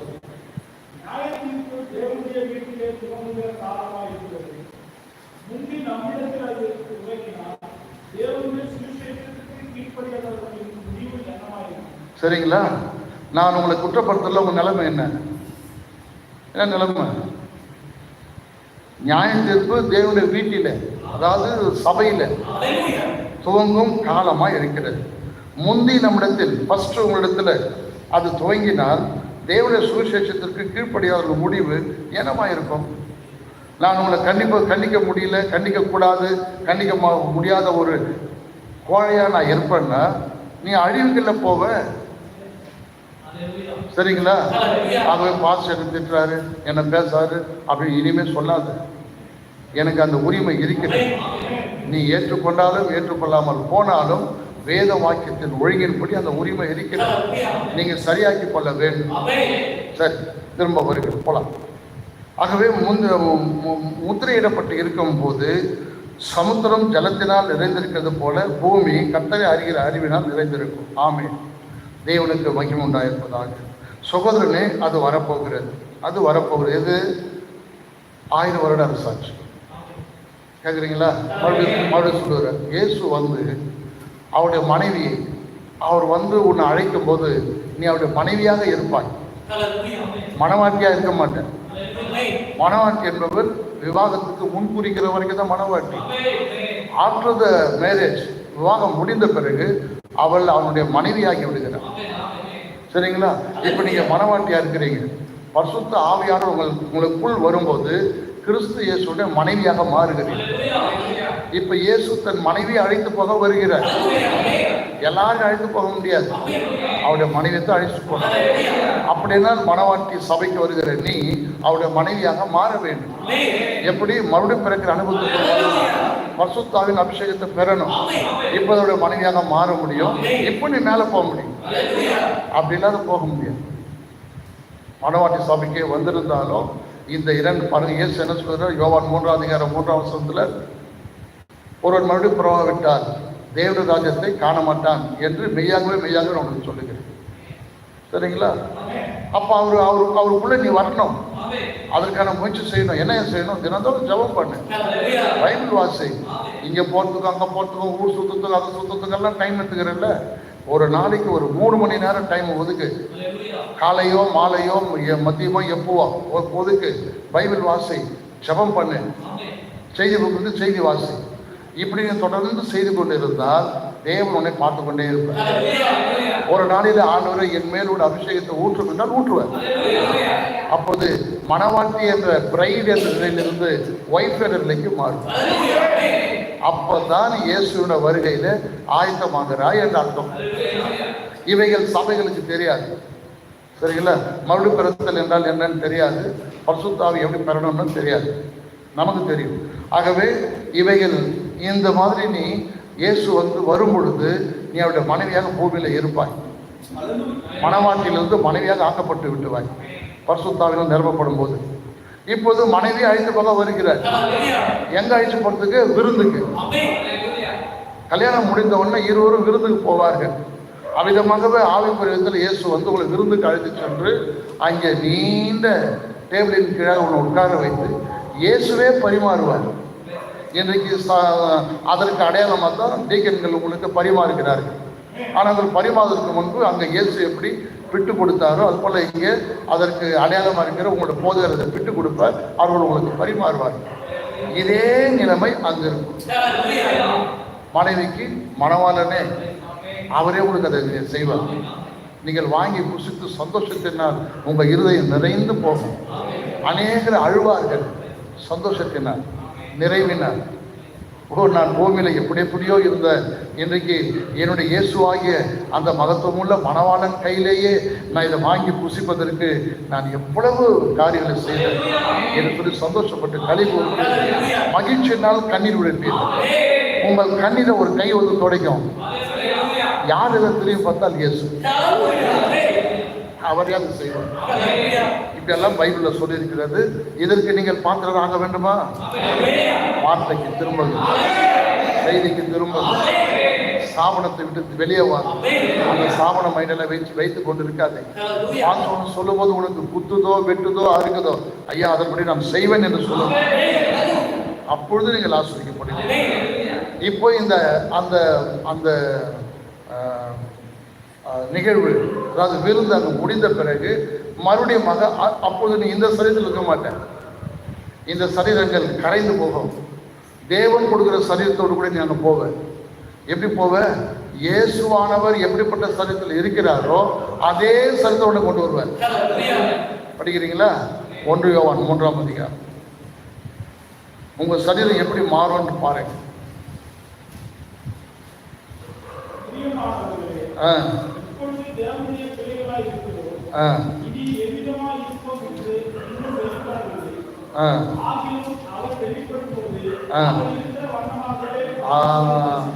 அவருடைய சரீரம் எப்படி மகிமைப்படுத்தப்பட்ட சரீரமா இருக்கிறதோ அதே சரீரத்துல நீ வருவா, உன்னை மாற்றுவா. இந்த சரீரங்கள், இந்த எண்ணங்கள் எல்லாம் விலகி போய்விடும். எத்தனை பேர் சந்தோஷப்படுவீங்க? இந்த சரீரத்தில் எவ்வளோ கஷ்டம், எவ்வளோ துன்பம், எவ்வளோ வேதனை, எவ்வளோ துக்கம், எவ்வளோ வியாதி, எவ்வளோ மன உளைச்சல், எவ்வளோ துக்ககரமான செயல்பாடுகள் செய்கள், அந்த சரீரத்தில் அதெல்லாம் இருக்காது. எப்பொழுதுமே மகிழ்ச்சி, என்றைக்குமே மன மகிழ்ச்சியாகவே இருக்கும். ஒரே ஒரு சிறு துன்பம் கூட அங்கே இருக்காது. அந்த சரீரமாக உங்கள் சரீரங்களை தேவன் மாற்றுவார். அந்த சரீரங்கள் மாறுவதற்குரிய இடம் எங்க இருக்குதுன்னா இந்த செய்தியில தான். ஆகவே தான் நீ வேற எங்கேயும் போக முடியாது. ஒருவேளை இந்த செய்தியிலிருந்து வேற எங்காவது போயிட்டேன்னா அது ஒன்று கிடையாது. நீ துவக்கத்திலிருந்து இந்த செய்தியில வந்திருந்தாலும் நீ வரலன்னு அர்த்தம். யாராவது ஒருவர் செய்தி விட்டு நீங்கள் விலகி போவீர்கள் என்றால் ஃப்ரம் த பிகினிங் நீங்க அதுல இல்லைன்னு அர்த்தம். நான் பாதியில வந்து போயிட்டு அந்த கதைலாம் கிடையாது.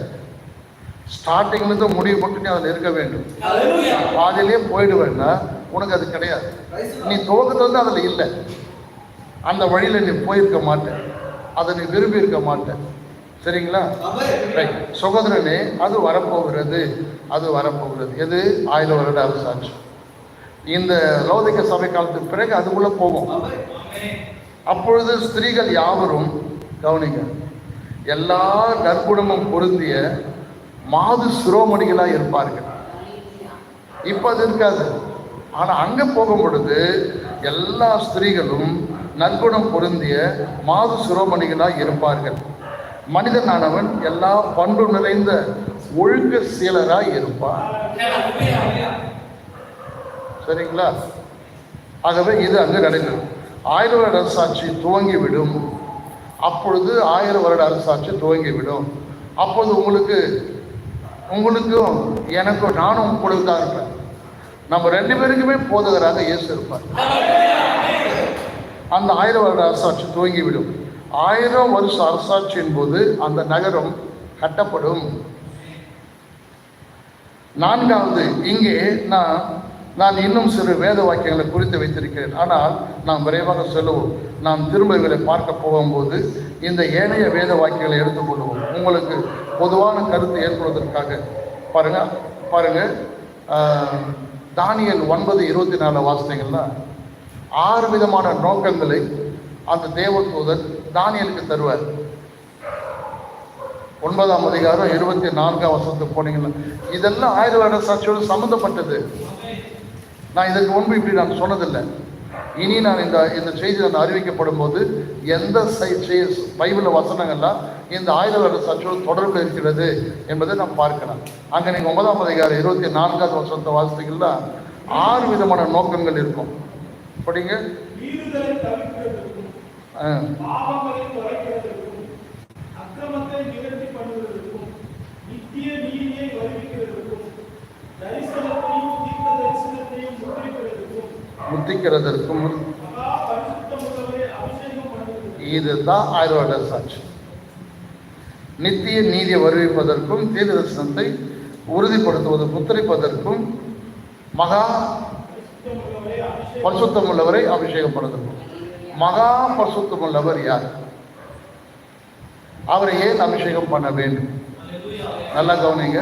மகா அபிஷேகம் உள்ளவரை என்ன பண்ணீங்க? மகா பரிசுத்தம் உள்ளவர் எழுதியிருக்கிறது. மகா பரிசுத்தம் உள்ளவர் இயேசு இல்லை, தெரியுமா தெரியாதா? அவர் ஏற்கனவே அபிஷேகம் பண்ணப்பட்டு விட்டார். அவர் ஏற்கனவே அந்த நிலைக்கு கடந்து போயிட்டார். படிங்க யோவா அப்போஸ்தலர் 10:38.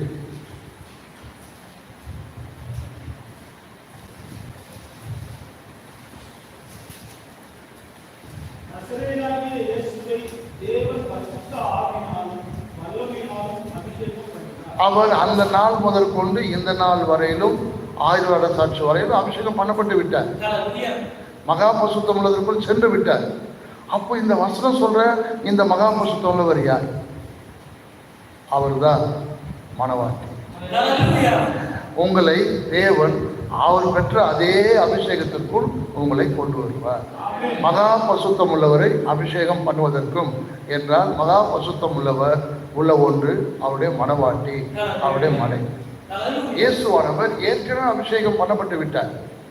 மகா பரிசுத்தம் உள்ளவராய் காணப்பட்டு விட்டார்.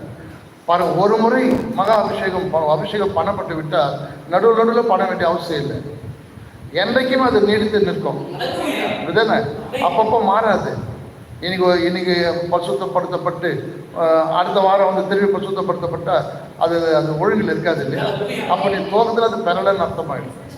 அவர் மகா பரிசுத்தம் உள்ளவராய் ஏற்கனவே அபிஷேகம் பண்ணப்பட்டு விட்டார். இங்கே மகா பரிசுத்தம் உள்ளவர் அபிஷேகம் பண்ணதுன்னு எழுதியிருக்கிறது. இது அவருடைய மணவாட்டி. இந்த 1000 வருட அரசாட்சிக்குள் பிரவேசிக்கிறவர்கள் மகா பரிசுத்தம் உள்ளவர் அபிஷேகம் பண்ணப்படுவதற்கும், அவர் ஏற்கனவே அபிஷேகம் பண்ணப்பட்டவராய் 1000 வருட அரசாட்சியில அவர் தலைவராக இருக்க போகிறார், போதகராக இருக்க போகிறார், பெரியவராக இருக்க போகிறார், தேவனா இருக்க போகிறார். அவருக்கு திரும்ப அபிஷேகம் பண்ண வேண்டிய அவசியம் இல்லை. அவர் ஒரு முறை பெற்று விட்டார். இப்ப அடுத்தது பெற வேண்டியது நீதான். அந்த 6வது நோக்கம், தானியேலுக்கு சொல்லப்பட்ட 6வது நோக்கம் மகா பரிசுத்தம் உள்ளவரை அபிஷேகம் பண்ணப்படுவதற்கும் என்றால், மகா பரிசுத்தம் உள்ள அந்த சபையாகிய மணவாட்டி சபை 1000 வருட அரசாட்சிக்குள் போகிற போது அபிஷேகம் பண்ணப்பட்ட ஒன்றாக நீ உள்ள போவீர்கள். சரிங்களா? ஆகவே தேவன் தீர்க்க தரிசனத்தையும் முத்திரித்தார். இது அவ்வளவுதான், முடிந்தது. இதை யாரும் மாற்ற முடியாது. உன்னை யாருமே மகா பரிசுத்தம் உள்ள ஒன்றுக்கு உள்ள போகாதபடி தடை செய்ய முடியாது. எந்த பேயினால முடியாது. அப்படிதானே இயேசு சொன்னார், இந்த கல்லின் மேல் என் சபையை கட்டுவேன், பாதாளத்தின் வாசல்கள் அதை மேற்கொள்வது இல்லை. அதற்குள்ள நீங்க வந்துடணும். ஆகவே சபைக்கு கண்டிப்பா நீ வந்திருந்து எல்லாம், நான் ஒவ்வொரு நாளும் ஒரு செய்தி கொண்டு வருவேன். வருகிற ஞாயிற்றுக்கிழமை கூட ஒரு புதிய செய்தி கொண்டு வருவேன். சரிங்களா? நீங்க ஒவ்வொன்றையும் பாருங்க. ஏசாயா 21 வார்த்தைகள்ல தேவனுடைய வார்த்தையில வார்த்தையின் மேல் வார்த்தையும் பிரமாணத்தின் மேல் பிரமாணமும், இங்கே கொஞ்சமும் அங்கே கொஞ்சமாக அது உனக்கு வர வேண்டும். வேத வாக்கியங்கள் எல்லாம் ஒரு வசனத்தின் மேல் ஒரு வசனம், ஒரு வசனத்தின் மேல் ஒரு வசனம், ஒரு வார்த்தையின் மேல் ஒரு வார்த்தை, ஒரு தரிசனத்தின் மேல் ஒரு தரிசனம், ஒரு தரிசனம், இப்படி நீ அப்படி வளர்ந்து கொண்டே வரும்போது மகா பரிசுத்தம் உள்ளவராக மாறுகிறார். நீ சபை கூடதுல விட்டு போயிடலாமா? நீ உனக்கு எதெல்லாம் சிறந்ததான் தெரியுதோ அது உனக்கு சிறந்தது இல்லை, சபைக்கு உருவத்தான் சிறந்தது. உங்கள் வாழ்க்கையிலேயே எதை தவறினாலும் இயேசு கிறிஸ்துவின் சபையாகி அந்த ஊழியத்துல நீ கலந்து கொள்ளாமல் இருந்தால் அதுதான் உனக்கு பாவம். ஒரு வாரம் நீ உள்ள வராமல் போனாலும் இங்கே கொஞ்சமும் அங்கே கொஞ்சமா இருக்கும். படிங்க ஏசாயா புஸ்தகம் 21வது அதிகாரம் 28வது வசனத்திலிருந்து. வார்த்தை மேல் வார்த்தையும், வார்த்தை மேல் வார்த்தையும், பிரமாணத்தின் மேல் பிரமாணம், பிரமாணத்தின் மேல் பிரமாணம், இங்கே கொஞ்சமும் அங்கே கொஞ்சமும். பார்த்தீங்களா? அப்போ நீ தினந்தோறும் வரும்போது ஒரு செய்தியின் மேல் ஒரு செய்தி, ஒரு செய்தியின் மேல் ஒரு செய்தி, ஒரு செய்தி மேல் செய்தி, நீ கட்டப்படுகிறாய்.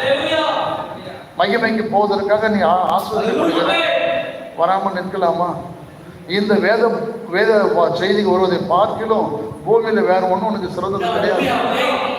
நீ அதை சிறந்ததாக எண்ணினால் நீ தவற விடுவாய். ஒன்றின் மேல் ஒன்று, ஒன்றின் மேல் ஒன்று இராதபடிக்கு நீ தவறி போவாய். பிறகு நீ கஷ்டப்படுவ பின்னால். இப்போ தெரியாது, ஒரு நாள் வரும்போது நீ இழக்கப்படுவாய். நான் தான் போயிருந்தேனே, அந்த செய்தியில் தானே இருந்தேன், பாஸ்டோடு தானே இருந்தேன் என்று சொல்லுவாய். ஆனாலும் கற்பனையின் மேல் கற்பனையும், பிரமாணத்தின் மேல் பிரமாணமும், இங்கே கொஞ்சம் அங்கே கொஞ்சம் என்ற ஒன்றில் ஒன்றை தவறினாலும், யாக்கோபு சொல்லுகிறார் 4ஆம் அதிகாரத்தில், ஒன்றை தவறினால் எல்லாரையும் தவறினா என்று அர்த்தமாய். சரிங்களா? ஆகவே தான் சபை கூடுதலை நீ விடக்கூடாது. நீ 1000 வருட சாட்சி போக வேண்டும் என்றால் விடாத.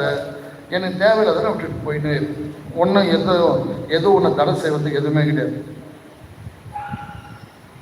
ஆகவே ஏதாவது ஒரு மனிதன் கூறிய கூற்றுகளை நாம் ஏற்றுக்கொள்ளாது இருப்போமா?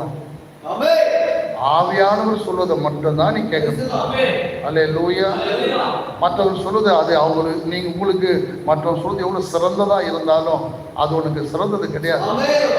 உன்னை கீழே தாழ்த்துவதற்காக அது வருகிறது. நீ கவனமா இருக்க வேண்டும். அதை நிரூபிக்க வேத வாக்கியம் ஒன்றுமே கிடையாது. அவருடைய வார்த்தைகளை நிரூபிப்பதற்கு ஏதாவது ஒரு வசனம் தான் பாருங்க. நீங்க எப்பாவது சாப்பிடங்களுக்கு போயிருந்தீங்கன்னா பைபிள் வசனத்தை படிப்பாங்க. ஆனால் பேசும் பொழுது அந்த வசனத்தை பேச மாட்டாங்க. வேற எதையோ பேசி கதை சொல்லி, இந்த கதை சொல்லி, அந்த கதை சொல்லி ஜனங்களை சிரிக்க வைத்து, அது விட்டு ஒரு 10 நிமிஷம் தான். அவங்க சபையே ½ மேலே இருக்காது. எனக்கு நீங்கள் டைம் கொடுத்தா இரவு முழுது நான் பேசுவேன். என்னிடத்துல கர்த்தருடைய கிருபையால் அவ்வளோ செய்தி இருக்குது. அவங்களுக்கு செய்தி கிடையாது, வார்த்தை கிடையாது. சரிங்களா? ஆகவே அதை எவ்வாறு ஏற்றுக்கொள்ளுவேன்? நல்லது. முத்திரையிடுதல் என்றால் உண்மையிலேயே அதன் அர்த்தம் என்னவென்று பார்ப்போம். கவனியுங்கள். அவர் தரிசனத்தையும் தீர்க்க தரிசனத்தையும் முத்திரையிடவே வருகிறார். இயேசு வருவது, இப்போ நாம் எதெல்லாம் வாசிக்கிறோமோ அதை தீர்வுக்கு கொண்டு வருவதற்காக வருகிறார். இயேசு வந்து உங்களை அழைத்து போறாரு இல்லையா? உன்னை அழைச்சு போறதுக்கு முன்பு என்னெல்லாம் வேத வாக்கியங்கள், தரிசனங்கள், தீர்க்க தரிசனம் எழுதியிருக்கிறதோ அதை நிறைவேற்றுவதற்கு வருகிறார். புரியுதுங்களா? சும்மா அவர் உன்னை கொண்டு போல. அதை பற்றி ரேப்சரை பற்றி எழுதப்பட்டிருக்கிற வேத வாக்கியங்களையும் ரொம்ப வச்சுக்க கூட. யாரு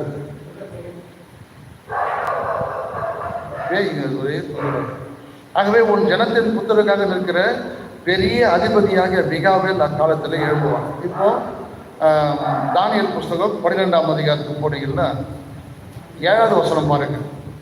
அப்பொழுது சணல் வஸ்திரம் தரித்தவரும் ஆற்றின் தண்ணீரின் மேல் நிற்கிறவருமாகிய புருஷன் தம்முடைய வலது கரத்தையும் தம்முடைய இடது கரத்தையும் வானத்துக்கு நேராக ஏறெடுத்து, ஒரு காலமும் காலங்களும் அரை காலமும் செல்லும் என்றும் பரிசுத்த ஜனங்களின் வல்லமையை சிதறடித்தல் முடிவு பெறும்போது, பரிசுத்த மனுஷனோட வல்லமை எப்போ முடிவு? யார் இதை சிதறடிக்க போகிறா? போப்பு, பிசாசு.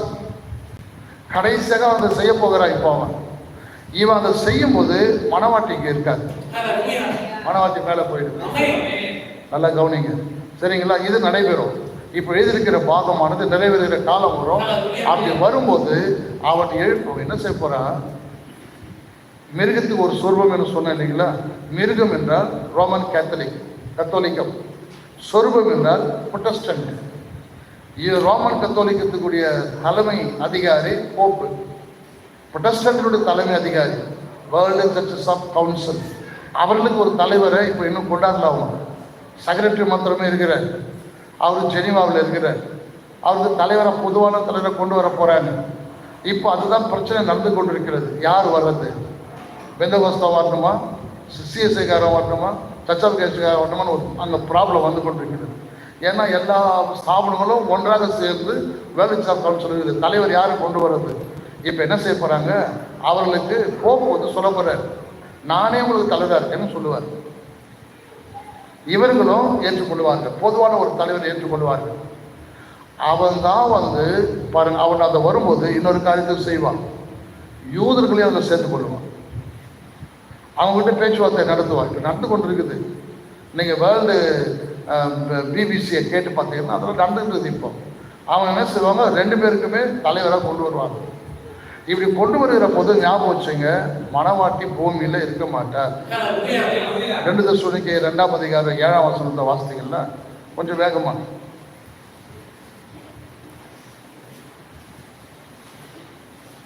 2 தெசலோனிக்கேயர் 2ஆம் அதிகாரம். அக்கிரமத்தின் ரகசியம் இப்பொழுதே கிரியை செய்யும். அக்கிரமம் என்றால் அதை செய்யக்கூடாது, ஆனால் அதை செய்வான். அது பேர் தான் அக்கிரமம். இனிக்குட்டி என்றால் அக்கிரமம். இப்பவே அது நடைபெறுகிறது. எப்போ நடக்கிறது? முதலாம் சபை காலத்திலே நடந்துச்சு. அப்போ லௌகிக சபை காலத்தில் எவ்வளவு நடக்கணும்? ஆனாலும் தடை செய்கிறவன் நடுவிலிருந்து நீக்கப்படும் முன்னே அது வெளிப்படாது. தடை செய்கிறவன் நடுவிலிருந்து நீக்கப்படும் முன்னே என்னக்கா, இன்னைக்கு இந்த பூமியின் மேல் பரிசுத்தாக இருக்கிறார். அவர் மேல போல எப்போது பெந்தகோஸ்தே நாட்களில் பரிசுத்தாவி மேல கீழே இறங்கிச்சோ, அது இன்னும் மேல போகல, பூமியில இருக்கிறது. இது எப்போ மேல போவோம்? மணவாட்டி போகும்போது மணவாட்டி கூடவே மேல போயிடும். தடை இப்போ அவன் இவங்க 2 பேருக்கும் தலைவராக வராதபடிக்கு தடை செய்வதே பரிசுத்தாவி தான். ஏன்னா 2 பேருக்கும் அவன் தலைவன் அவன்கிட்ட நம்மளும் மாட்டிக்குவான். ஆகவே மணவாட்டி கூட இருக்கிறதுனால அவன் இப்போ தலைவனா வர முடியாது. மணவாட்டி எடுத்துக்கொள்ளப்பட்ட பிறகு இவன் அவர்களுக்கு தலைவனா வருவான். அப்போது உபத்திர காலமானது துவங்கும். சபையை நல்லா புரிஞ்சுக்க, போய் மாட்டிக்காத, அவனோட வார்த்தை கேளு, கீழ்ப்படி. இல்லைன்னா அந்த உபத்திர காலத்துல மாட்டிக்கிட்டு இவங்க கூட நீ கஷ்டப்படுவ, துக்கப்படுவ, உனக்கு என்னெல்லாம் நேருன்னு அடுத்த வாரம் வரும்போது சொல்றேன். அந்த அந்த கஷ்டத்துக்குள்ள போயிடாத. கர்த்தர் கொடுத்த நல்ல இந்த செய்தி ஏற்றுக்கொண்டு விசுவாசித்து முடியும் மட்டும் அதை நிலை நின்று உள்ளே போக முயற்சி செய்ய. ஆகவே இந்த போப்பு தான், இந்த போப்பு மார்க்கம் இந்த புரொட்டஸ்டன்ட்டுகளோடு கூட தலைவனாக வரும். கூடவே யூதர்களையும் உள்ள கொண்டு வருவான். யூதர்களுக்கு தெரியாது, நல்லா கவனிங்க. அவன் யூதர்களை கொண்டு வரும்போது 1,46,000 பேர் அழைக்கப்படுவார்கள். நல்லா கவனிங்க. மிருகத்துக்கு ஒரு சொருபம் உண்டு பண்ணுவார்கள். எங்க இருக்குது? வெளிப்படுத்தல் 13:9 நீங்கள் வாசித்தீங்கன்னா மிருகத்துக்கு ஒரு சொருபத்தை உண்டு பண்ணுவார்கள். அப்படி செய்கிற நேரத்தில் கேட்குறீங்களா, மணவாட்டி மேலே சென்று விடும். யூதர்கள் இந்த வேர்ல்டு சர்ச் ஆஃப் கவுன்சிலோடு சேர்ந்து கொள்வார்கள். அவரோடு பேச்சுவார்த்தை நடந்து கொண்டிருக்கிறது. இப்போ தேவாலயத்தை கட்டி தேவன் அவர்கள் கூப்பிடுவாங்க. கேட்குறீங்களா, இயேசுவாங்க போயிடுவார். எப்படி போவார் தெரியுமா? குறித்து கொள்ளுங்க, வீட்டில் படிங்க. சகரியா 13:12 அதிகாரம் குறித்து கொள்ளுங்க, வீட்டில் போய் படிங்க. அவர் அங்கே போவார். அங்கே போகிற போது எப்படி போவார், எப்படி அவங்ககிட்ட பேசுவாருன்னா, அங்கே 2 பேர் தூதர்கள் எழும்புவாங்க. வெளிப்படுத்தல் 11ஆம் அதிகாரத்தில் சொல்லப்பட்ட தூதர்கள் எழும்புவாங்க. அந்த தூதர்கள் எழும்புவாங்கன்னு இயேசு சொல்றார். மத்தேயு 24 பாருங்க. ஆயரோட சாட்சி பற்றி நிறைய வேத வாக்கியங்களை நான் உங்களுக்கு காண்பிக்க வேண்டும். மத்தேயு 24ஆம் அதிகாரத்துக்கு போனீங்கன்னா இயேசு என்ன சொல்றாரு? 31வது வசனம் பாருங்க. 24:31.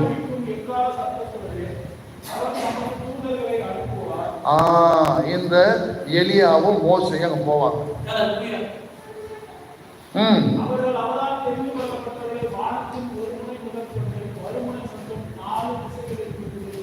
இப்போ இந்த உபத்திர காலத்தில் யாரெல்லாம் இருப்பாங்கன்னா, புத்தி இல்லாத கன்னிகைகள் இருக்கிறாங்க, அவங்க இருப்பாங்க, யூதர்கள் இருப்பாங்க, மற்ற புறஜாதியார் இருப்பாங்க, மற்ற எல்லா ஜனங்களும் இருப்பாங்க. மணவாட்டி மட்டும் இருப்பாங்க. இவைகள் நடைபெறும் போது மணவாட்டி எடுத்துக்கொள்ளப்படுறதுன்னு போய்விடுவார். அவள் போகிற போது இந்த மிருகத்துக்கு ஒரு சுரூபம் என்று சொன்னேன் இல்லையா, வேர்ல்டு சர்ச் ஆஃப் கவுன்சில், அந்த கவுன்சிலுக்கு தலைவராக வருவான். ரோம மார்க்கத்துக்கும் தலைவனாக வருவான். அதற்கு பிறகு நடக்க போகிற சம்பவங்களை நான் சொல்லுகிறேன். எனக்கு இப்போ நேரம் இல்லை, நான் சொல்லுகிறேன். அடுத்த வாரத்திலிருந்து நான் தொடர்ந்து போவேன். இந்த செய்தி முடித்து எனக்கு 2-3 வாரங்கள் ஆகும். அல்லேலூயா. மிகவும் ஆழமான ரகசியமா இது இருக்கும். தொடர்ந்து வந்தீங்கன்னா இது முடிவு மட்டும் நீங்க தெரிந்து கொள்ளலாம். சரி, இவைகள்லாம் இப்ப நடைபெற போகிறது. இப்ப நீங்க கொஞ்சம் இன்னைக்கு 30 தேதி உங்களுக்கு தெரியுமா, இன்னைக்கு ரஷ்யாவில் பெரிய 8 ரிக்டாரை விட அதிகமா நில அதிர்ச்சி ஏற்பட்டது தெரியுமா? நில அதிர்ச்சி ஏற்பட்டது மாத்திரம் இல்லை, சுனாமி வந்துருக்கு. இன்னைக்கு மாத்திரம் இல்லை, இதுக்கு முன்னாடி 27ஆம் தேதி அதே ரஷ்யாவில் 4வது முறையாக சுனாமி வந்துருக்கு. அதே மாதிரி அமெரிக்காவிலே வந்துருக்கு. அந்த ரஷ்யா அமெரிக்கா சுற்றியுள்ள எல்லா நாடுகளிலும் ஹவாய் தீவு என்று சொல்ல இடங்களிலும் பெரிய நில அதிர்ச்சி ஏற்பட்டிருக்கிறது.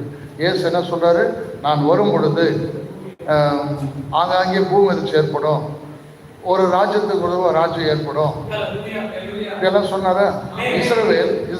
இஸ்ரவேல் தன் தாய் நாட்டுக்கு திரும்பி இருக்கும். 2வது உலக போருக்கு பிறகு, second world war, first world war 1914 17 வரைக்கும் இருந்தது. செகண்ட் வேர்ல்டு வார் 1944 44 வரைக்கும் இருந்தது. இந்த 2 வேர்ல்டு வாருமே நல்லா கவனிங்க பிரியமானவர்களே, இஸ்ரவேல் தேசத்துல இஸ்ரவேல்கள் யாரும் கிடையாது. இயேசுவை இவர்கள் கொலை செய்த பிறகு கிபி 90வது வருஷத்துல, கிபி 1ஆம் நூற்றாண்டு 90வது வருஷத்துல தீத்து என்பவன், டைட்டஸ் என்பவன் அந்த தேசத்துக்குள் நுழைந்து அவர்களை அடிச்சு சிதறடிச்சிட்டான் அப்படின்னு இயேசு மத்தேயு 24:3 சொல்றாரு. அவங்க எல்லாரும் நாட்டை விட்டு ஓடி போறாங்க. இப்ப இயேசு அந்த நாட்டுக்கு வரணும்னா இஸ்ரவேலர்கள் அங்க இருக்கணும். இந்த 2 வேர்ல்டு வாரம் இஸ்ரவேலர்களுக்காகவே ஏற்படுத்தப்பட்டது. வேதாகமத்துல வெளிப்படுத்தல் 16ஆம் அதிகாரத்துல 3 ஐயோ வரும். ஐயோ ஐயோ ஐயோ, அதுல 2 ஐயோ நிறைவேறி விட்டதுன்னு எழுதியிருக்கோம். வேர்ல்டு வார் 2 பேர் முடிஞ்சிச்சு. இந்த வேர்ல்டு வார் யூதர்கள் எல்லா தேசத்துல இருந்தாங்க. அவங்க எல்லாரும் சொந்த தேசத்துக்கு துரத்தினது. சரிங்களா? எத்தியோப்பியாவினுடைய ராஜாவா இருந்த முசோலினி அநேக யூதர்களை கொலை செய்தான். ஆக மீதியான யூதர்கள்லாம் ஏன் நம்ம இந்த நாட்டில் இருக்கணும், நம்ம சொந்த தேசத்துக்கு போகலான்னு சொந்த தேசத்துக்கு போனாங்க.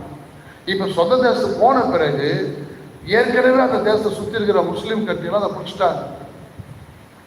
அல்-அக்ஸா என்ற அந்த மசூதி உலகத்தில் 3வது மசூதி அங்கே இருந்திப்போம். இப்போ அதை அவங்க இடிக்க போகிறாங்க. ஒன்றும் செய்ய முடியாது, இடிச்சு தீர்வாங்க. அதை இடித்து தேவாலயத்தை கட்ட போகிறாங்க. 3வது முறை கட்ட பிறகு அது கட்டப்பட்டு அவர்கள் தேவனை அழைக்கும் போது ராப்சர் முடிஞ்சிடும். ஞாபகம் வச்சுக்க. இனிமே உலகம் இருக்காது, இனிமே இந்த சபை இருக்காது. இந்த சபை நடத்துவதற்கு நான் இருக்க மாட்டேன். ஆகவே யாரெல்லாம் முன்குறிக்கப்பட்டார்களோ அவர்கள் மேலே போயிடுவாங்க. அது அங்கே நடைபெறும். இஸ்ரேல் தேசத்தில் இஸ்ரவேலர்கள் இப்போ தேவன் இயேசு மேசியாக வருவதற்கு ஒன்று கூடிட்டாங்க. அவங்க ஒன்று கூடுவதற்காகவே இந்த 2 ஐயோக்கள் இருந்தது. வெளிப்படுத்தல் 16 இல்லைங்களா? இதன் மூலமாக அவங்க திரும்பி இஸ்ரேலுக்கு போயிட்டாங்க. அவங்க போகிற போது இஸ்ரவேலுடைய தேசம் எல்லாம் பாதி தேசம் இப்போ சண்டை போட்டு வரல. அவங்க பேர் அமாஸ் தீவிரவாதி. அவங்க இந்த காசாவில் இயேசு பிரசங்கம் பண்ணினார். காசாவில் தான் பெத்தலேகமே இருக்குது. சும்மா பண்ணாம யூதன் அவன் இன்னைக்கு கூட அன்னைக்கு கூட சொல்லும்போது சொல்லிட்டான், இந்த தேசத்தை நாங்கள் பிடிச்சே தீருவோம். ஐக்கிய நாடுகள் சபைகள்லாம் ஒன்றா சேர்ந்து, இப்போ தெரியுமா பிரிக்ஸ் மாநாடு கூட்டப்பட்டாங்க. இதெல்லாம் தெரியுமா தெரியாதா? இது என்னதுன்னே தெரியாது இல்லையா? பிரிக்ஸ் என்றால் 7 நாடுகள், இந்தியா, பிரிட்டன், பிரேசில், இது போன்ற எல்லா நாடுகளுடைய முதல் எழுத்துக்களை வைத்து பிரிக்ஸ் என்று பெயர். 7 நாடுகளுடைய முதல் எழுத்து பிரிக்ஸ். அந்த பிரிக்ஸ் மாநாட்டில் இந்த இஸ்ரவேலர்கள் செய்தது தப்புன்னு சொல்லினுக்கிறாங்க. ஆனால் இஸ்ரேல் தேசத்தை சேர்ந்தவன் என்ன சொல்கிறா, நாங்கள் செய்தது சரி, எங்கள் தேசம் அது, காசா என்னுடைய பகுதி, இவன் பிடித்து கொள்வதற்கு இடமே கிடையாது. ஆகவே அது எங்களை நாங்கள் அடித்து தீர்வோன்றான். அடிப்பாங்க, அது அவங்களுடைய தேசம்தான். இவங்க பிடிச்சி வச்சுக்கிட்டு இன்னைக்கு உலக நாடுகள் எப்படின்னா, காசாவில் இருக்கக்கூடிய ஜனங்க இஸ்ரேலர்கள் உள்ளே வரும்போது அவங்க தான் அவங்களை கூப்பிட்டாங்க வாங்க. ஆனால் இப்போ இருக்க என்ன செய்கிறாங்க, காசா தானே உங்களை கூப்பிடுச்சு, நீ அவங்களே அடிக்கிறீங்களே என்று கேட்குறாங்க. ஆனால் சபை வரலாறு, வேதக வரலாறு யாருக்கும் தெரியாது.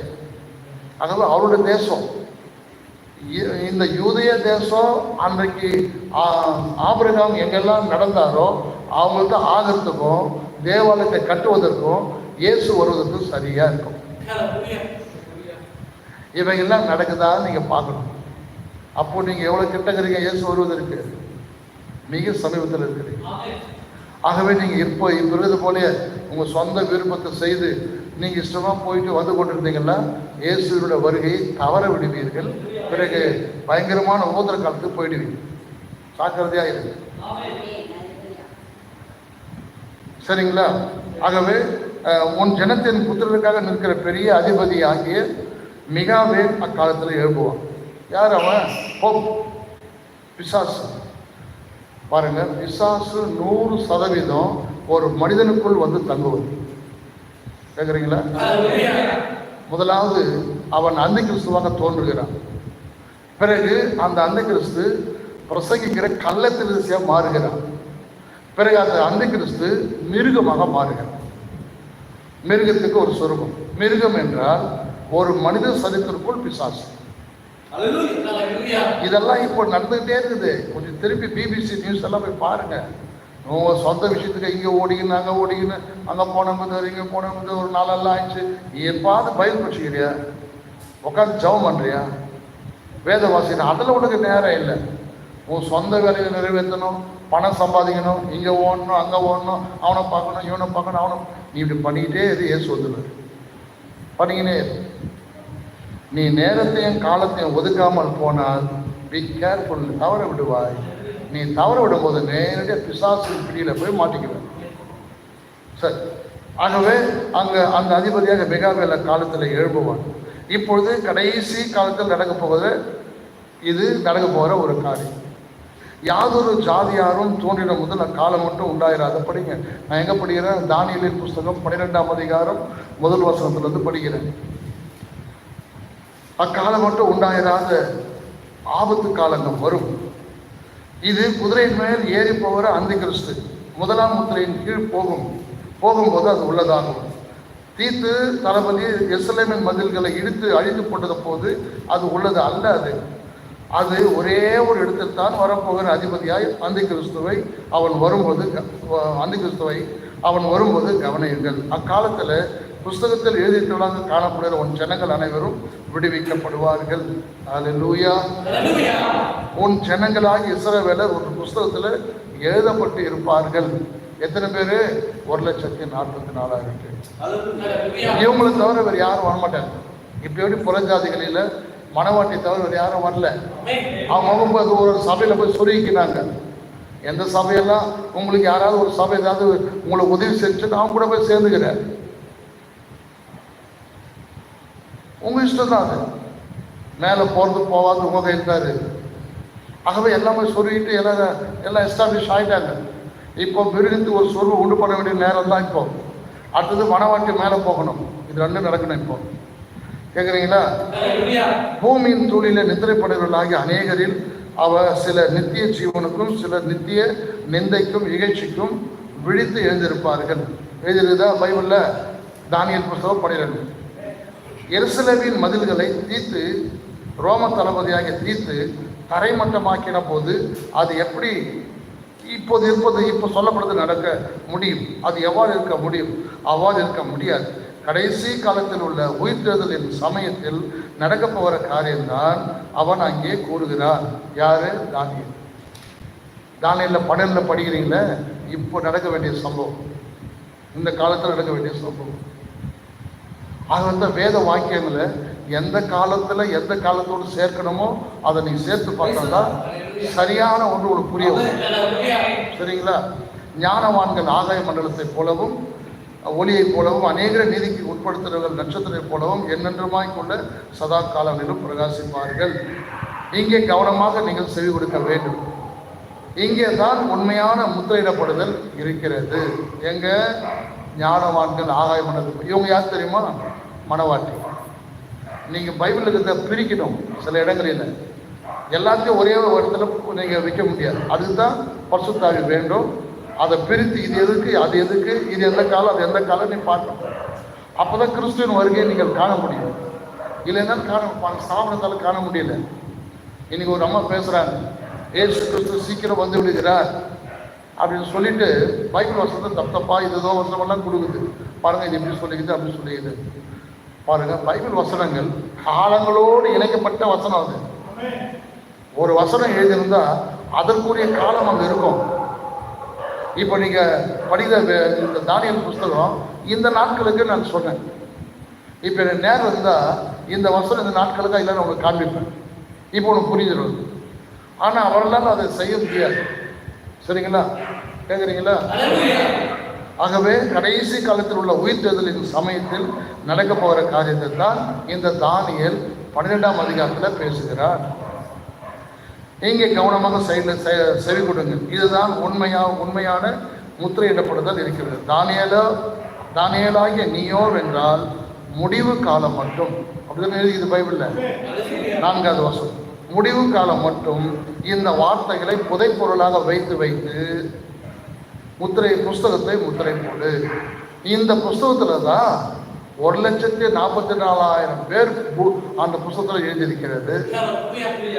அவர்களை இந்த மோசேனாவை பெற்ற ஒரு மனிதரும் எலியாவினாவை பெற்ற மனிதரும் வந்து தன் பிரசங்கத்தை நிகழ்த்துவார்கள்.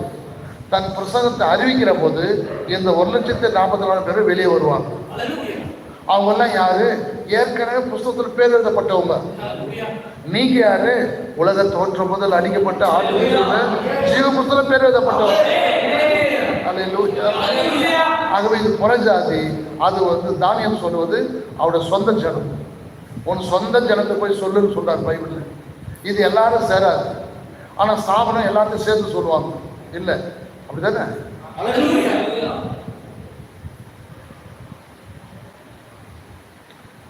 தானியேல் 12ஆம் அதிகாரம் 1 வசனத்துல உன் ஜனம் என்று எழுதியிருக்கும் இல்லையா?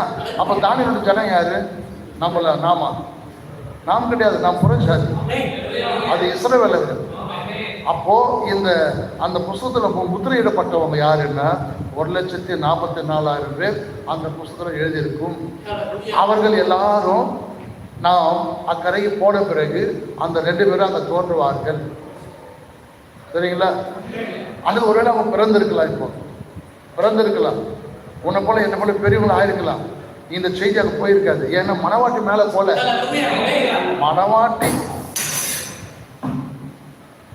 மணவாட்டி மேலே போன பிறகுதான் இது நடக்குவாங்க. இந்த ரகசியங்கள் ஏற்கனவே உனக்கு அறிவிக்கப்படுகிறது. பாருங்க, தன் மணவாட்டிக்கு தன் மனைவிக்கு தேவன் தன் ரகசியத்தை அறிவிப்பார். ஆகவே நீ அங்க போனாலும் மேலுக்கு பார்ப்பீங்க. அங்க நடக்கிறத பார்ப்போம். நம்ம இந்த கோத்திர காலத்தில் நடக்கிறதெல்லாம் பார்ப்பீங்க. இப்ப நீங்க கேட்குறீங்க, அங்க போயிட்டு கீழே பார்ப்பீங்க. மிகுந்த துக்கம் அடைந்து, ஆண்டவரே இந்த செய்தியை மட்டும் நான் ஏற்றுக்கொள்ளாமல் போயிருந்தான் நான் அங்க போய் மாட்டிட்டு இருப்பேனேன்னு சொல்ல போறேன். புரியாது. ஆகவே இப்போ உனக்கு விசுவாசம் மட்டும் தேவை.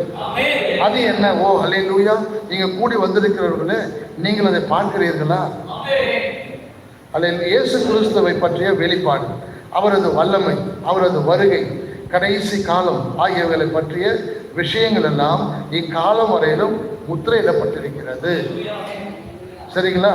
அதற்காகத்தான் அவர் வருகிறார். எதை? முத்திரையிடப்பட்ட எல்லாவற்றையும் தீர்த்து வைப்பதற்காக வருகிறார். அதே நேரத்தில் தன் மனைவியை அழைச்சிட்டு போக அந்த அந்த அக்காலத்தில் உள்ள தீர்க்கதரிசிகளுக்கு சம்பந்தப்படுத்தி பேசுகிறார்கள். அதாவது இந்த காலத்தில் இந்த 12ஆம் அதிகாரத்தை வேற மாதிரி இணைத்து பேசுறாங்க இந்த ஸ்தாபனக்காரங்க. அது நீங்க இந்த செய்தி கேட்ட பிறகு அவங்க பேசுறதை கேட்டேன்னா சிரிப்பட்டி நீ எழுந்த போயிடுவேன், போய் கொடுக்குறாங்க. நான் சொல்றதுனால இல்லை, ஆட்டோமேட்டிக்காக ஒன்று இருதயமே சொல்லும். இந்த செய்தி கேட்டுட்டு வேறு ஒரு செய்தி நீ போய் கேட்டேன்னா ஏற்றுக்க மாட்டேன். ஏன்னா உண்மை உள்ளவைகள் எவைகளோ, ஒழுக்கம் உள்ளவைகள் எவைகளோ, அவைகள் உனக்குள் வந்த பிறகு உண்மை இல்லாதவைகள் எவைகளோ, ஒழுக்கம் இல்லாதவைகள் எவைகளோ, அவைகளை உன்னால் ஏற்றுக்கொள்ள முடியாது. இதுதான் இந்த காலத்தில் நடக்கக்கூடிய மிகப்பெரிய ரகசியம். ஆகவே இப்படி அவர்கள் செய்வது ஆச்சரியம் அல்லவே. அந்த உபதேசம் வலுவில்லாதது. புறஜாதிகளுடைய இவருடைய உபதேசம். அந்த அம்மா என்ன சொல்லுது? அல்லாஹ் சாமி இருக்குது, அவங்கெல்லாம் புறஜாதி. இப்போ இன்னைக்கு கேட்டேன், இயேசு வருகிறார்னு சொல்லிட்டு அது என்ன சொல்றது, அங்கே அலெக்சா மசூதி இருக்குது, தெரியுமா தெரியாதா? இஸ்ரேல் தேசத்தை பார்த்துருக்கீங்களா வரைபடத்தில்? அல்லது உங்கள் ஃபோனில் போய் பார்த்தீங்கன்னா பக்காவாக தெரியும். மேலே கோல்டு கலரில் போட்டிருக்கோம் ஒரு பெரிய டூம்பு ரவுண்டாக, அதுதான் அலெக்சா மசூதி. இயேசு அதை என்ன சொல்றாரு? யோவான் 24:15, மத்திய 24:15, அது அசுத்தம் உள்ளதுன்னு. இவன் தான் பரிசுத்தம் உள்ளதுன்னு நினச்சிட்டு இருக்கிறான். அது இடிக்கப்படும். உங்களுக்கு தெரியுங்களா? இப்போ என்ன செய்யறான் இஸ்ரவேலருக்கு? அந்த மசூதிக்கு அடியில் இப்போ தொலை போட்டுனுங்கிறான். தொலை போட்டு தானே உழுதுரும், இடிக்க வேண்டியதே இல்லை. ஆகவே இடிச்சா இவங்க சண்டைக்கு வருவாங்கன்னு சொல்லிட்டு அண்டர் கிரவுண்டில் இப்போ வெட்டினுங்கிறாங்க. பாருங்க, உங்கள் பிபிசி நியூஸில் இது பாருங்க. இது இப்போ அவங்களுக்கு தெரியாதா? தெரியும். ஆனால் அவன் என்ன சொல்லுவான்? நான் எங்கிட்ட சர்ச்சை கட்டுறதுக்கு நாங்கள் கட்டுறது தான் சொல்லுவான். இப்போ அவங்களால ஒன்றுமே செய்ய முடியாது. இப்போ கடைசியில் அந்த அலெக்சா வரைக்கும் உள்ள தோண்டிட்டாங்கன்னா தொப்புனு கீழே விழுந்துடும். இப்போ இவங்க பில்டிங் எழுப்பிடுவாங்க. அதற்கு முன்னதாக இந்த சிகப்பு கிடாரி அவங்க பலி செலுத்த வேண்டும். ஏன் பலி செலுத்தல் என்றால் மேசியாவை வணங்குவதற்காக, மேசியா வர வேண்டும் என்பதற்காக பலி செலுத்த போறாங்க. இதெல்லாம் இப்போ நடந்து கொண்டு இருக்கிறது. மனவாட்டி தானே நீ ரெடியா இருக்கிறியா? Are you ready? இதெல்லாம் ரெடி ஆகினுக்குது, நீ தான் ரெடி ஆகல. நான் இன்னைக்கு சொல்றேன், வீட்டுக்கு போய் சீக்கிரமா ரெடி ஆகணும். எப்பவுமே பைபிள் படிங்க, எப்பவுமே ஜெபம் பண்ணுங்க. ஜெபம் பண்ண நேரத்தில் வேற எவனையும் பார்க்க போகாத, எல்லாத்தையும் கட் பண்ணு. மேலே போனா கட் பண்ணு, மேலே போக தேவையில்லை. இன்னைக்கு இல்லை நாளைக்கு பார்த்துக்கணும். நாளைக்கு நீ பார்க்க முடியாது. இன்னைக்கு நீ செய்ய வேண்டியதை நாளைக்கு செய்ய முடியாது. ஏன்னா செய்ய முடியாத நேரம் திரும்ப வரும். நேரம் இருக்கும்போதே, காலம் இருக்கும்போதே காலத்தை நீ பிரயோஜனப்படுத்திக் கொள்ள, அதை நீ தள்ளக்கூடாது. அல்லேலூயா. உனக்கு நேரம் கிடையாது, நாளைக்கு என்ன நேரம் கிடையாது. நாளைக்கு எல்லாம் முடிஞ்சு போச்சு, என்ன பண்ணுவேன் நீ? இப்பொழுது நேரம் இருக்கும்போதே 24 மணி நேரங்கிறது உனக்கு. அதுல எந்த நேரத்தையாவது ஒரு 3 மணி நேரம் 4 மணி நேரம் எடுத்துக்கோ. நான் காற்றில் பேசல, உங்களோட தான் பேசுறேன். கண்டிப்பா நீங்க செய்தீங்கன்னா இயேசுவோட சேர்த்து கொள்ளுவீங்க. இல்லை என்றால் ரொம்ப கடினமாகிவிடும். நான் இதை பல எழுதி சொல்றேன். அவர்கள் செய்வது ஆச்சரியம் அல்லவே. அவருடைய உபதேசம் வலுவில்லாதது, நிலை நிற்க முடியாதது, தரிசனங்களையும் தீர்க்க தரிசனத்தையும் முத்தரிக்கிறதற்கும் என்று சொல்லப்பட்ட வசனம் சிலர் உபதேசிக்கையில் தானியேலோடு கூட எல்லா தீர்க்கதரிசனமும் தரிசனமும் முத்திரிக்கப்பட்டு விட்டதால் இனிமேல் தீர்க்கதரிசிகள் நமக்கு இல்லை. தெரியுமா இதெல்லாம் உங்களுக்கு? ஸ்தாபனங்கள் என்ன சொல்றேன்? தானியேலோட தீர்க்கதரிசனம் முடிஞ்சு போச்சு, இனிமேல் தீர்க்கதரிசிகளே கிடையாதுன்ட்டான். அப்ப இயேசு யாரு? மனுஷகுமாரன். மனுஷகுமார் அவனை நினைச்சுக்கிறான். அவன் என்ன நினைச்சுக்கிறான்னு எனக்கு தெரியல. மனுஷகுமாரன் இல்லை, அன்னைக்கு கூட வந்து மனுஷகுமார். இயேசு யாரு? மனுஷகுமார். அப்படின்னா என்ன? இந்த பாவி காதில் போய் அது விழவே மாட்டேங்குது நம்ம பேசுறது. ஏன்னா பேய் அவ்வளவு காதை வந்து குத்திட்டு இருக்கிறான். நிலைக்கால கதை குழந்தை குத்திட்டான், கேட்க முடியாது. மனுஷகுமாரன் என்றால் தீர்க்கதரிசின்னு அர்த்தம். இவன் அதுக்கு வேறொரு அர்த்தத்தை இவனே நினைச்சுனுக்கிறான். இயேசு யாரு? மனுஷகுமார்.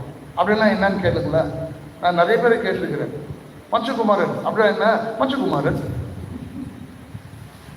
மனிதகுமார். எரேமியாவை எசேக்கியா புஸ்தகத்தை பார்த்தீங்கன்னா யெகோவா தேவன் அவர்களை அழைக்கும் போது மனுபுத்திரன்னு நான் சொல்றதை போய் சொல்லுன்னு. மனுபுத்திரன் மனுஷகுமார் ரெண்டும் ஒன்று தான். இயேசு இந்த உலகத்திற்கு வரும்போது நான் தீர்க்கதரிசியோட ஊழியத்தை செய்கிறேன்னாரு. மனுஷகுமார் என்றால் ப்ராஃபிட். ஈஸ்னா ப்ராஃபிட். ஐ ஆம் தி ப்ராஃபர். சரிங்களா? மனுஷகுமார் என்றால் தீர்க்கதரிசின்னு அர்த்தம்.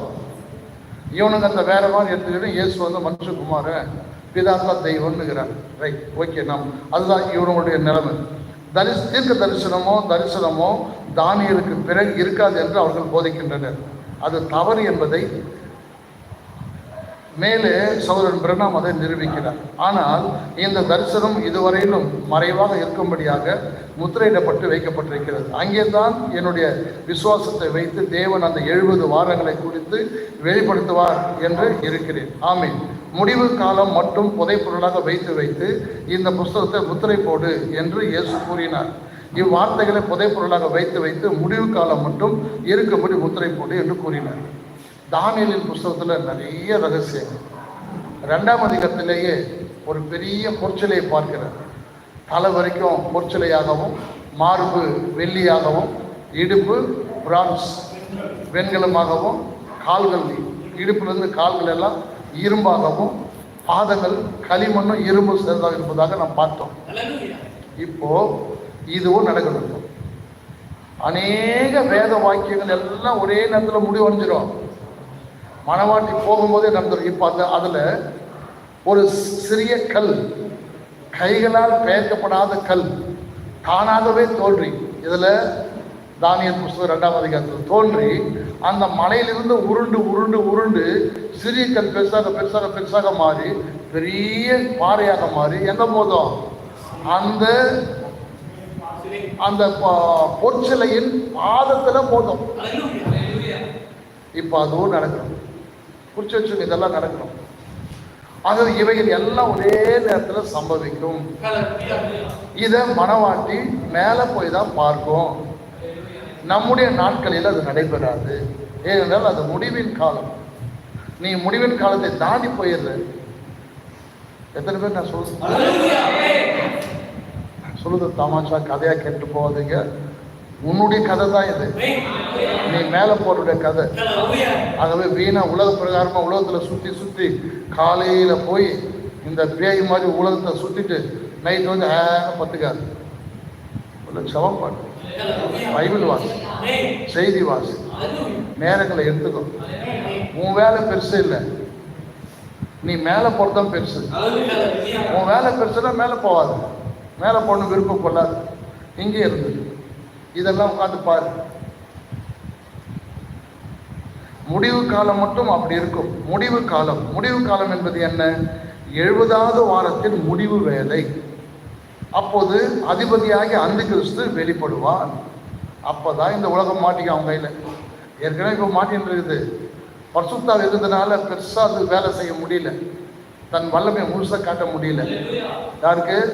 அந்தி கிறிஸ்துவுக்கு. ஆகவே அந்தி கிறிஸ்து அப்போது வெளிப்படுவான். அந்த வேலையில் அவன் தன்னை தேவனாக ஆக்கி கொள்ளுவான். அவன் ஏசாயா 14ஆம் அதிகாரத்துல தேவனுக்கிட்ட என்ன சொல்றான்? உன்னை போல நானும் மாறுவேன். அந்த காலம் முடிப்பெறும். நீ மட்டும் போவாதுன்னா அவனை நீ தேவனா வணங்குவ. இல்லைன்னா நீ அடிக்கப்பட்டு கொலை செய்யப்படுவாய். ஆனா செத்துட மாட்டேன். இந்த வேளையில் அவன் தன்னை தேவனாக ஆக்கி கொள்ளுவான். இந்த காலம் மட்டும் அது முத்திரையிடப்பட்டுள்ளது, யாருக்கும் தெரியாதபடிக்கு என்பதை நாம் எவ்வாறு அறிவோம்? தானியேலின் புஸ்தகம் கடைசி அதிகாரத்தில் தானியேல் இதை செய்கிறான். அல்லேலூயா. இப்போ நான் கடைசி சொல்லுவது, இந்த இவைகள்லாம் நடைபெறும் பூமியில. இயேசு அவரோட மனைவி அழைச்சிட்டு போயிடுவார். அழைச்சிட்டு போயிட்டு அங்கே பெரிய விருந்துக்கு பிறகு மறுபடியுமாய் மணவாட்டி பூமியை கொண்டு வருவார். அப்போ இதே இஸ்ரேல் செல்லக்கூடிய சியோன் மலை என்ற ஒன்று இருக்கிறது. பிரமிடு போல அது அமைந்திருக்குது. இப்போ கூட நீங்க போய் உங்க இதில் பார்த்தீங்கன்னா தெரியும். அந்த இடத்துல தான் நாம் எல்லாரும் வந்து கூடுவோம். அங்கே இயேசுவும் இருப்பார், நாமும் இருப்போம். மகா பரிசுத்தமுள்ளவர் அபிஷேகம் பண்ணுறதுக்கு என்று சொல்லியிருக்கிற வேத வாக்கியம் அப்போது நிறைவு பெறும். கேட்குறீங்களா? இதுதாங்க கடைசியாக நடக்க போகுது. இதைத்தான், இதற்குள்ள நீ போகத்தான் உன்னை தேவன் அழைத்து உன்னை அதற்கு உன்னை பாத்திரமாக ஆக்கி நீ அதை உள்ளத்தில் பூர்வமாக ஏற்றுக்கொண்டு அதன்படி நடக்கிற போது இப்போ நான் சொன்ன பார்த்தீங்களா, இதெல்லாம் நிறைவேறுவதை பார்ப்பேன். சரிங்களா? ஆகவே இதற்கு உங்களை ஆயத்தப்படுத்திக் கொள்ளுங்கள். உங்களை எதையோ பார்த்து எதையோ நம்பி அல்லது யாரோ ஒருத்தர் சொல்றதை நம்பி ஓடிடாது.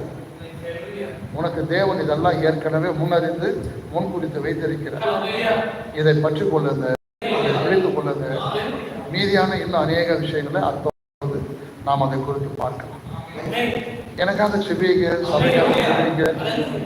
இதை இந்த பகுதியில் இருக்கிற மக்களுக்கு அறிவிக்கதான் அக்டோபர் மாதம் 1, 2, 3 தேதிகளில் ஒரு பிரமாண்டமான ஒரு ஊழியத்தை நாம் செய்ய இருக்கோம்.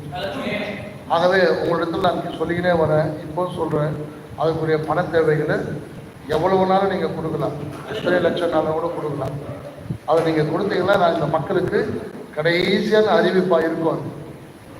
அதுவரை நாம் இருக்க போகிறதில்லை.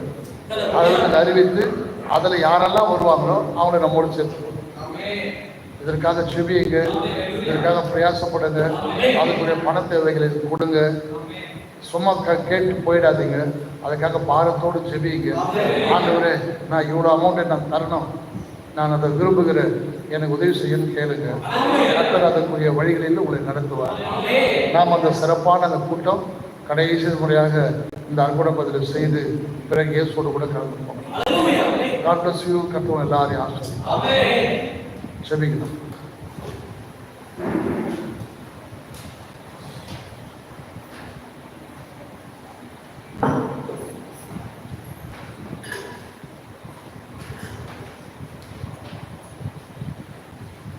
Praise the Lord Jesus.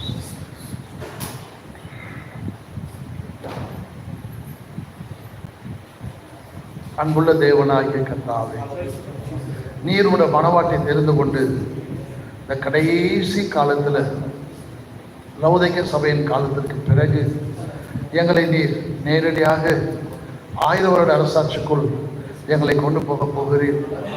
அதை பற்றின அநேக வேத வாக்கியங்கள் நான் உமக்கு சித்தமானால் அடுத்த வாரம் என்று ஒன்று இருந்தால் நான் இவைகளை அறிவிக்க விரும்புகிறேன். சபையார் சந்தோஷப்பட்டு களி கூர்ந்து அந்த 1000 வருட அரசாட்சி என்றால் என்ன, அது எப்படி இருக்கும் என்பதை ஆண்டவரே நீர் சொல்லியிருக்கிறபடி ஆவியானோட உதவி கொண்டு நான் பேசுவதற்கு நான் எத்தனை பேர் கையில் ஆவியானவர் தாமே அதை பேசி இவர்கள் ஒவ்வொருவருமே சொல்லப்பட்ட வார்த்தையின்படியே நடந்து இயேசுவோடு சேர்ந்து கொள்ள வேண்டும் என்ற அந்த ஒரே நோக்கத்தை உடலாய் காணப்பட ஒவ்வொருவரையும் பொறுப்பெடுத்து வழிநடத்த செவிக்கிறேன். ஒவ்வொருவருமே அதற்காக தங்கள் முயற்சிகளை விடாமுயற்சியோடு கூட அதிகமாய் செபிக்கவும், வேத வாசிக்கவும், செய்தி வாசிக்கவும், உங்களுடைய வருகையில் காணப்படுகிற வரையிலும் இந்த ஓட்டத்தை ஓடி முடிக்கவர்களுக்கு உதவி செய்யும். ஸ்தாபனங்கள் நிச்சயமாக சாத்தானுடையது, பிசாசினுடையது. அவர்கள் WCC என்று சொல்லக்கூடிய மிருகத்துக்கு ஒரு சொரூபத்தை உண்டு பண்ணுவார்கள். அந்த சொரூபத்தை வணங்காத யாவரையும் அப்பிசாசு கொலை செய்வான் என்று எழுதியிருக்கிறது. அதற்குள் போகாதபடிக்கு எடுத்துக்கொள்ளப்படுதல் என்ற ஒன்றை நீர் எங்களுக்கு வைத்திருக்கிறீர். நீர் வருகிறீர், மனவாட்டி மனைவியை அழைத்து போக வருகிறீர். நன்றி ஆண்டவரே, கொடாடக்கூடிய நன்றிகளையும் ஸ்தோத்திரங்களையும் செலுத்துகிறோம். அந்த உம்முடைய வருகையில் நாங்களும் காணப்படக்கூடிய கிருபையை எங்களுக்கு வாய்க்கு செய்ய செபிக்கிறோம். நாங்கள் ஒருவரும் கைவிடப்படாமல் இவர்கள் அத்தனை பேரும் இவருடைய சொந்த வாழ்க்கையில் நான் கடைக்கு போக வேண்டும் என்ற வாஞ்சியோடு, விருப்பத்தோடு அதற்காக முயற்சி செய்து அதை செய்யக்கூடாதபடி, ஜெபிக்கக்கூடாதபடி, வேதம் வாசிக்கக்கூடாதபடி சூழ்நிலைகள் ஏற்பட்டாலும் அந்த சூழ்நிலை உடைத்து கொண்டு செபித்து ஆயத்தப்படக்கூடிய அனுபவத்தை ஒவ்வொருவருக்கும் தரும். கேட்ட ஒவ்வொருவர் மேலும் நல்ல வல்லமையுள்ள கரங்களை வைத்து ஆஸ்வதிக்கும்படி சொல்லி துதியையும் கனத்தையும் மகிமையும் கொண்டு வருகிறோம். இந்த நல்ல நேரத்தை, ஒரு நல்ல காலங்களை இவர்கள் ஒருவரும் தவற விடாமல் அப்படியே பற்றிக்கொள்ள உதவி செய்யும். இயேசு கிறிஸ்துவின் நாமத்தில் செபிக்கிறேன், ஜெபம் கேளும் நல்ல பிதாவே. ஆமென். ஆமென். God bless you. கர்த்தர் எல்லாரையும் ஆசீர்வதிப்பார்.